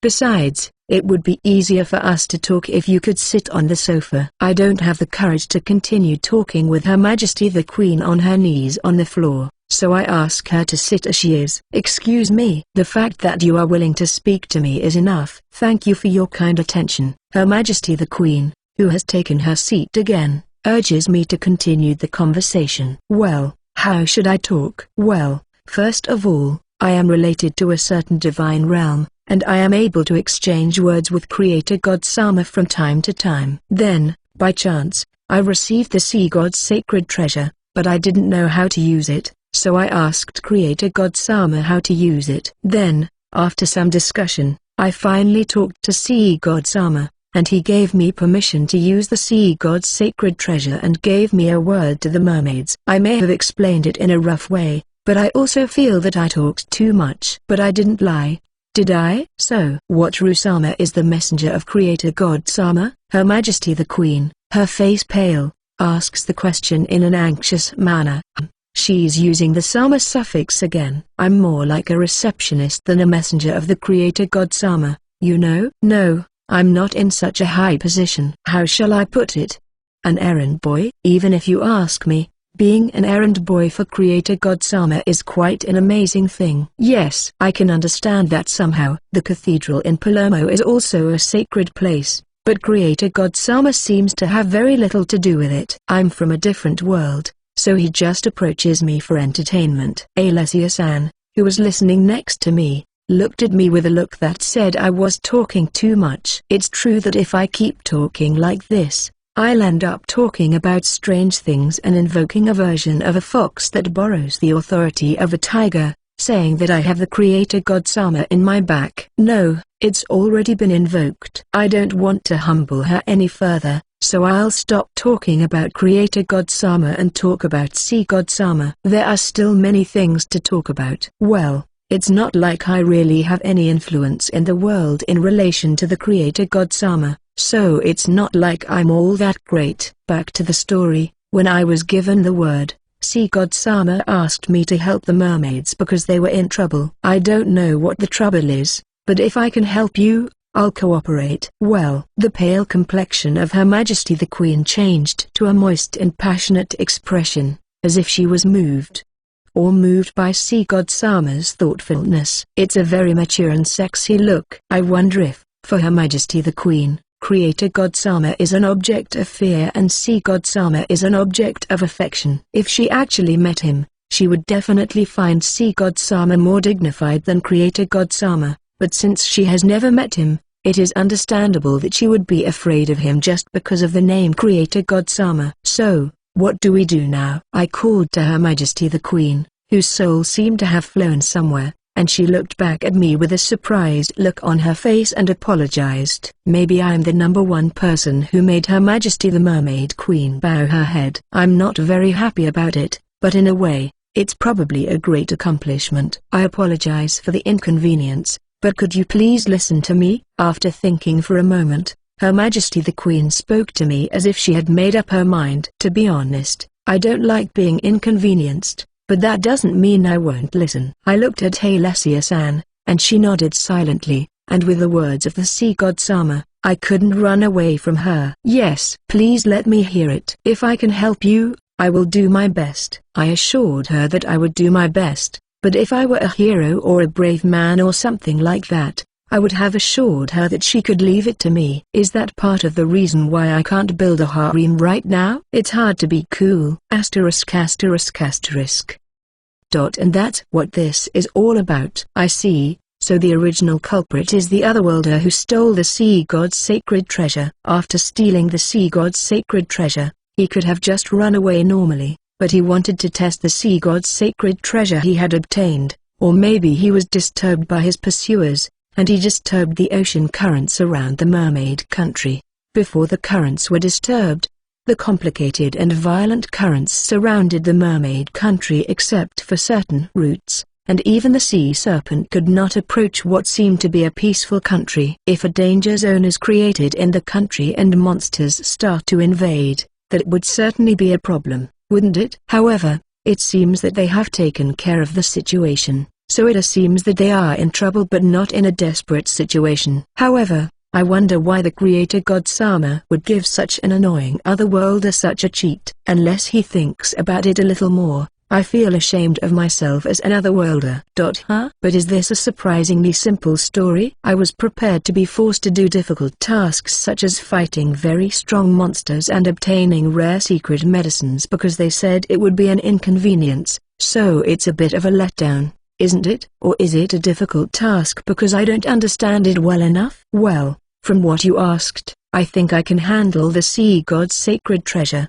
but am I wrong? No. If you can help us with the sea god's sacred treasure, I think there is a good chance that it can be handled. At the very least, the situation should improve. However, we who have lived for a long time since we lost the sea god's sacred treasure can't judge how difficult it would be for you. I see. Is that what you mean? I think it would be a piece of cake for me to make full use of the sea god's sacred treasure. That's too bad. If it was a piece of cake, I should have taken it on and solved it in a cool way. Pretended it was difficult, and finally achieved it after a lot of hard work. How about acting like that? Then the beautiful mermaids would thank me, and I would be very popular with them. Oh, number. After all, sea god Sama is watching from the divine realm, isn't he? That would be the worst possible impression for another worlder who uses his own sacred treasure to exaggerate his benevolence toward the mermaids he cares about. If it's bad enough, even the permission to use the sea god's sacred treasure will probably be revoked. Besides, if creator god Sama or the god of entertainment Sama saw it, they would surely tease me the next time I saw them. It's a great advantage to be able to see the gods, but it's a hassle to have to even think about the impression I'm making on them. I know they say the heavens are watching us, but it's a lot of pressure to actually be watched. Wataru-san, are you okay? Alessia-san asked a little uneasily as if unable to make a decision. I think I need to practice using the sea god's sacred treasure, but I think it probably won't be a problem. Really? Oh, Her Majesty the Queen, who was delighted, held both of my hands. I'm very happy, but Her Majesty the Queen is a married woman, or a mermaid wife. I can't help but feel that married woman has a somewhat itchy sound to it, but the sound of mermaid wife calms my emotions. It's a strange feeling, even though Her Majesty the Queen in front of me is still a beautiful woman. Yes, since I have the permission of sea god Sama, I don't think it will be too difficult to use the sea god's sacred treasure. However, I don't know how to make the currents flow, so you will have to give me instructions on that. Oh, I'm sorry. Well, the country has changed a lot since the old days, so I am sure there will be some changes in the ocean currents. Would you be able to handle that? I see, it has been a long time since the ocean currents were messed up, so it will be inconvenient to just make them the same as before. Come to think of it, if the currents are so complicated and intertwined, it would be like a puzzle to restore them to their original form or to operate them according to new requirements, which would be difficult. If you give me instructions, I will just move the ocean currents accordingly, so there is no problem in making changes. However, if it becomes too complicated, I think it would be easier to stop all the currents and start from scratch. I see. Can you give us some time to discuss what should be done in the country? It is difficult even for Her Majesty the Queen to make a decision on this occasion since it is something like renovating or rebuilding the city walls that protect the country. I have some business that I can't miss, but I plan to stay in the Aquamarine Kingdom for about 10 days. I think it is possible to extend our stay to some extent, but if it takes too long, we might have to go to another country once. It's like a vacation, so there's plenty of time, but I can't promise a long stay because the stress of inns and the offerings to the king might make it difficult for us to stay in the Aquamarine Kingdom. We've already checked the currents and holes for safety precautions, so I think we can make a decision without taking too much time. Then it should be no problem. It would be easier to take time after receiving Creator God Sama and the other gods and after receiving In's family, so I would ask her to contact the innkeeper of the Mermaid Inn in about 10 days. If the situation improves, will we be able to visit the Mermaid Country? It's hard to stay in a submarine for a long time, so it would be great if there were a place in the Mermaid Country where there was air. No, it would be a good to build such a place as well. It seems possible to breathe there if I make good use of the sea god's sacred treasure, doesn't it? I'll make a request to Her Majesty the Queen. Oh, we also need to discuss the ownership of the sea god's sacred treasure. Striving for the Luxury Liner, Volume 11 Chapter 21. Thanks to just some guy for the Kofia and this chapter. Join our Patreon to get more chapters. Enjoy. 1620. Chapter 21. Big. From what I've heard, I'm relieved to hear that Her Majesty the Mermaid Queen's problems are surprisingly easy to solve. Now, all that remains is what to do with the sea god's sacred treasure. Since it's an important treasure that was stolen, I'm sure she'll want to get it back.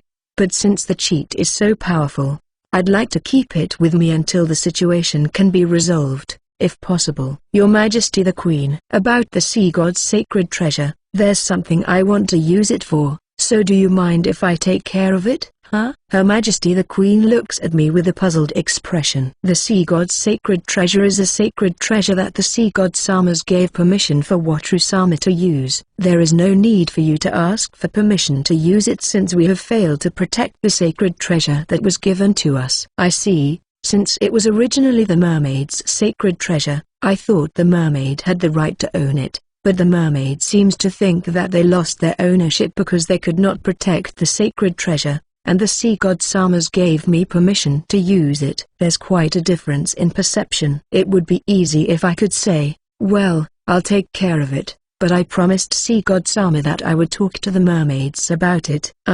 Well, I promised the sea god Sama that I would talk to the mermaids so that we could reach a mutually satisfactory agreement, so it would be helpful if you gave me permission to do so.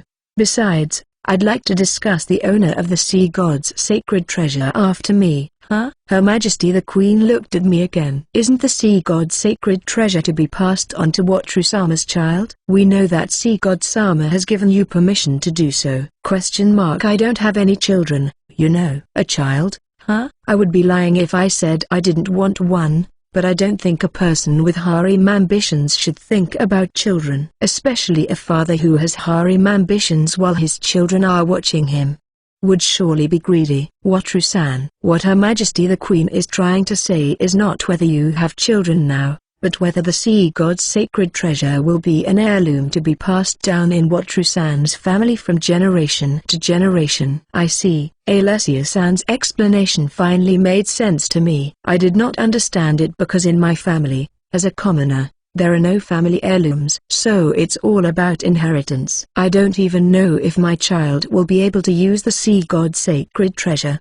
But they say that children are like their parents, so it's hard to imagine that they will be able to use the sea god's sacred treasure properly. People change with education, and I'm sure the mother has a lot of influence. But I can only imagine that my child would be a slacker and weak with desire. I have the ship summoning cheat, which I am happy enough with, and I just think the sea god's sacred treasure is scary. But if my child just had normal strength, I think he would be intoxicated by the power of the sea god's sacred treasure. Also, if it were a boy, I think he would be rolled over by a beautiful woman and do something stupid.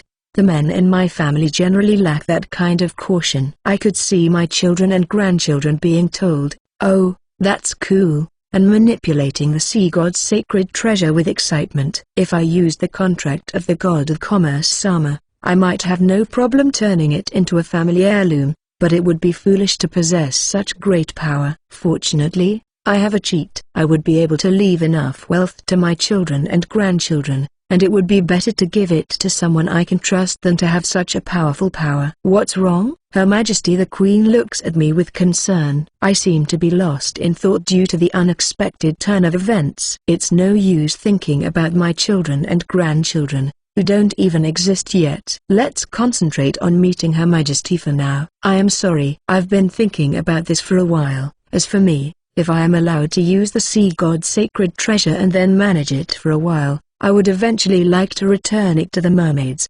In that case, I would like you to make a contract with the god of commerce Sama not to use the sea god's sacred treasure for war or any other bad thing. Is that possible? I continue, bowing my head and saying that I am sorry for being rude. It's like saying I don't trust them, but I don't know everything about mermaids, and I don't know what mermaids think about humans. So please spare me that part.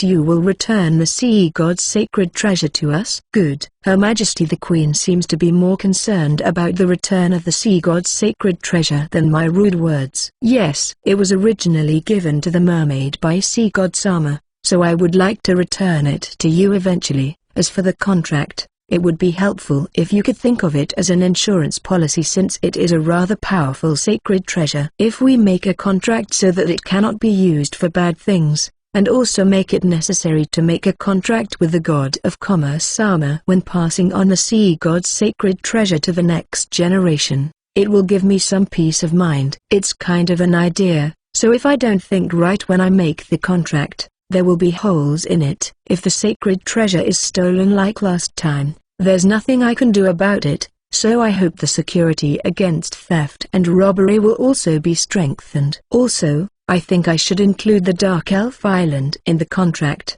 too. Oh, Her Majesty the Queen holds both my hands as tears stream down her face. She tried to say something, but she couldn't get it out. I don't know how she feels because I've never had anything that I'm so attached to. But I guess she must be very happy since she worships the sea god Sama. Considering that I was able to sell a favor to the mermaid, it would be quite a plus for me if I could return the sea god's sacred treasure that I couldn't keep with a guarantee of its safety. Forgive me. Her Majesty the Queen, perhaps soothed by her tears, bows her head with slightly embarrassed cheeks. It's a destructive force that seems to shoot through my heart. No, don't worry about it. Well, since that's the case, let's discuss various things. Yes, as for the contract, we will not misuse the sacred treasure given to us by sea god Sama, so we are fine with even the strictest contract. I ask for your cooperation. As long as the contract is not too strict, it will probably be accepted. Even if the contract isn't very strict, it's almost an idea, so it's not good to leave it up to me. There's still time to return the sea god's sacred treasure, so let's all talk about it and decide the details of the contract. Oh, I will definitely return the sea god's sacred treasure, but it will take a long time. To prove that I will definitely return it, shall we make a contract with the god of commerce Sama? I would feel uncomfortable if it was just a verbal agreement. Besides, it would be better for me to make a contract as well so that I would be deterred in case the devil gets the better of me and I don't want to return the sacred treasure. If I start saying that I don't want to return the sacred treasure, then my character will surely change. That's not a good thing. No, we don't need any proof to doubt Wataru Sama, who has a close relationship with Creator God Sama. As I said before, I don't have a deep relationship with the Creator God Sama, and I myself am not such a trustworthy person. That is not true. An ordinary person would never even think of returning the sacred treasure. Both Creator God Sama and Sea God Sama see through such a good heart of Wataru Sama. Thank you. I felt very uncomfortable with Her Majesty the Queen's words, and my thank you became a question. Well, I am confident that she can see through a bad heart, not a good heart. Phew. I just thought it would be better if I could safely let go of the dangerous stuff, so I feel bad about being praised for it. I didn't know that it's a lot of pressure to be trusted for nothing. I don't think it's good for the queen of a country to be like that, but it seems that Creator God Sama and Sea God Sama are so important to her that it's outrageous for her to doubt God's messengers. If she knew about the conversation between me and Creator God Sama, I have a feeling she would have asked me to sign a contract. Come to think of it, the way she calls me Wataru Sama has taken root. I thought it would be wrong to ask her to stop calling me Wataru Sama after I talked about Creator God Sama, so I let it go, but I will correct it after things have calmed down a bit. Speaking of which, Wataru Sama, may I ask what you plan to use the sea god's sacred treasure for? It's only natural that she would be interested after hearing that I'm planning to use it. I don't think Her Majesty would reveal it, but it's a delicate matter, So let's just give a simple explanation. The details are secret, but I am thinking of manipulating the ocean currents on a certain island to make it impossible to invade by ship. An island impossible to invade by ship, for a race like ours, threatened by human supremacy. That would be a dream island. The essence of what I was trying to do was spot on. Can Her Majesty the Mermaid Queen read minds? Wataru-sama, I will not ask too deeply, but if there is anything we mermaids can help you with, please feel free to contact us at any time. If it involves the sea, there must be something we can help you with. While I was perplexed that she seemed to have seen through my inner thoughts, Her Majesty the Queen continued to speak. If I may say so. She's making me a very grateful proposal, isn't she? The Dark Elf Island would be completely isolated if the island's ocean currents were manipulated by the sea god's sacred treasure. If I can open a gap in the ocean that only mermaids can pass through, I can prevent the Dark Elves from being completely isolated. And if a connection is made with the mermaids, even if I disappear, there will still be someone who can use the sea god's sacred treasure. The chances of the mermaids betraying me are not zero, but they seem to feel quite indebted to me, and I have the prestige of being acquainted with the sea god Sama and the creator god Sama. It's such a good deal that I can move into a popular property with no deposit, no key money, and cheap rent. When I looked at Felicia, her face lit up as if she felt the same way I did. Master, having someone you can trust is very important, and I'm sure my father would be pleased. Felicia, who is reserved and rarely speaks her opinions in situations like this, even puts them into words. Normally, I should probably consult with the village chief on Dark Elf Island before proceeding, but if the terms are so favorable, I'll let the conversation proceed on its own. I see. In that case, I think I can help you. First, shall I send a reliable mermaid? When I explained the situation on the Dark Elf Island, she promised to cooperate without hesitation. I appreciate it, but isn't this inconvenient? It would be of great benefit to our country if we could deepen our relationship with Wataru-sama. I see. If it's a positive thing for the mermaids, I'm fine with it. I've been recognized by Her Majesty the Queen of the Mermaid Kingdom as a person who can benefit the country, father and mother on Earth. I have become a big man. Will you be happy?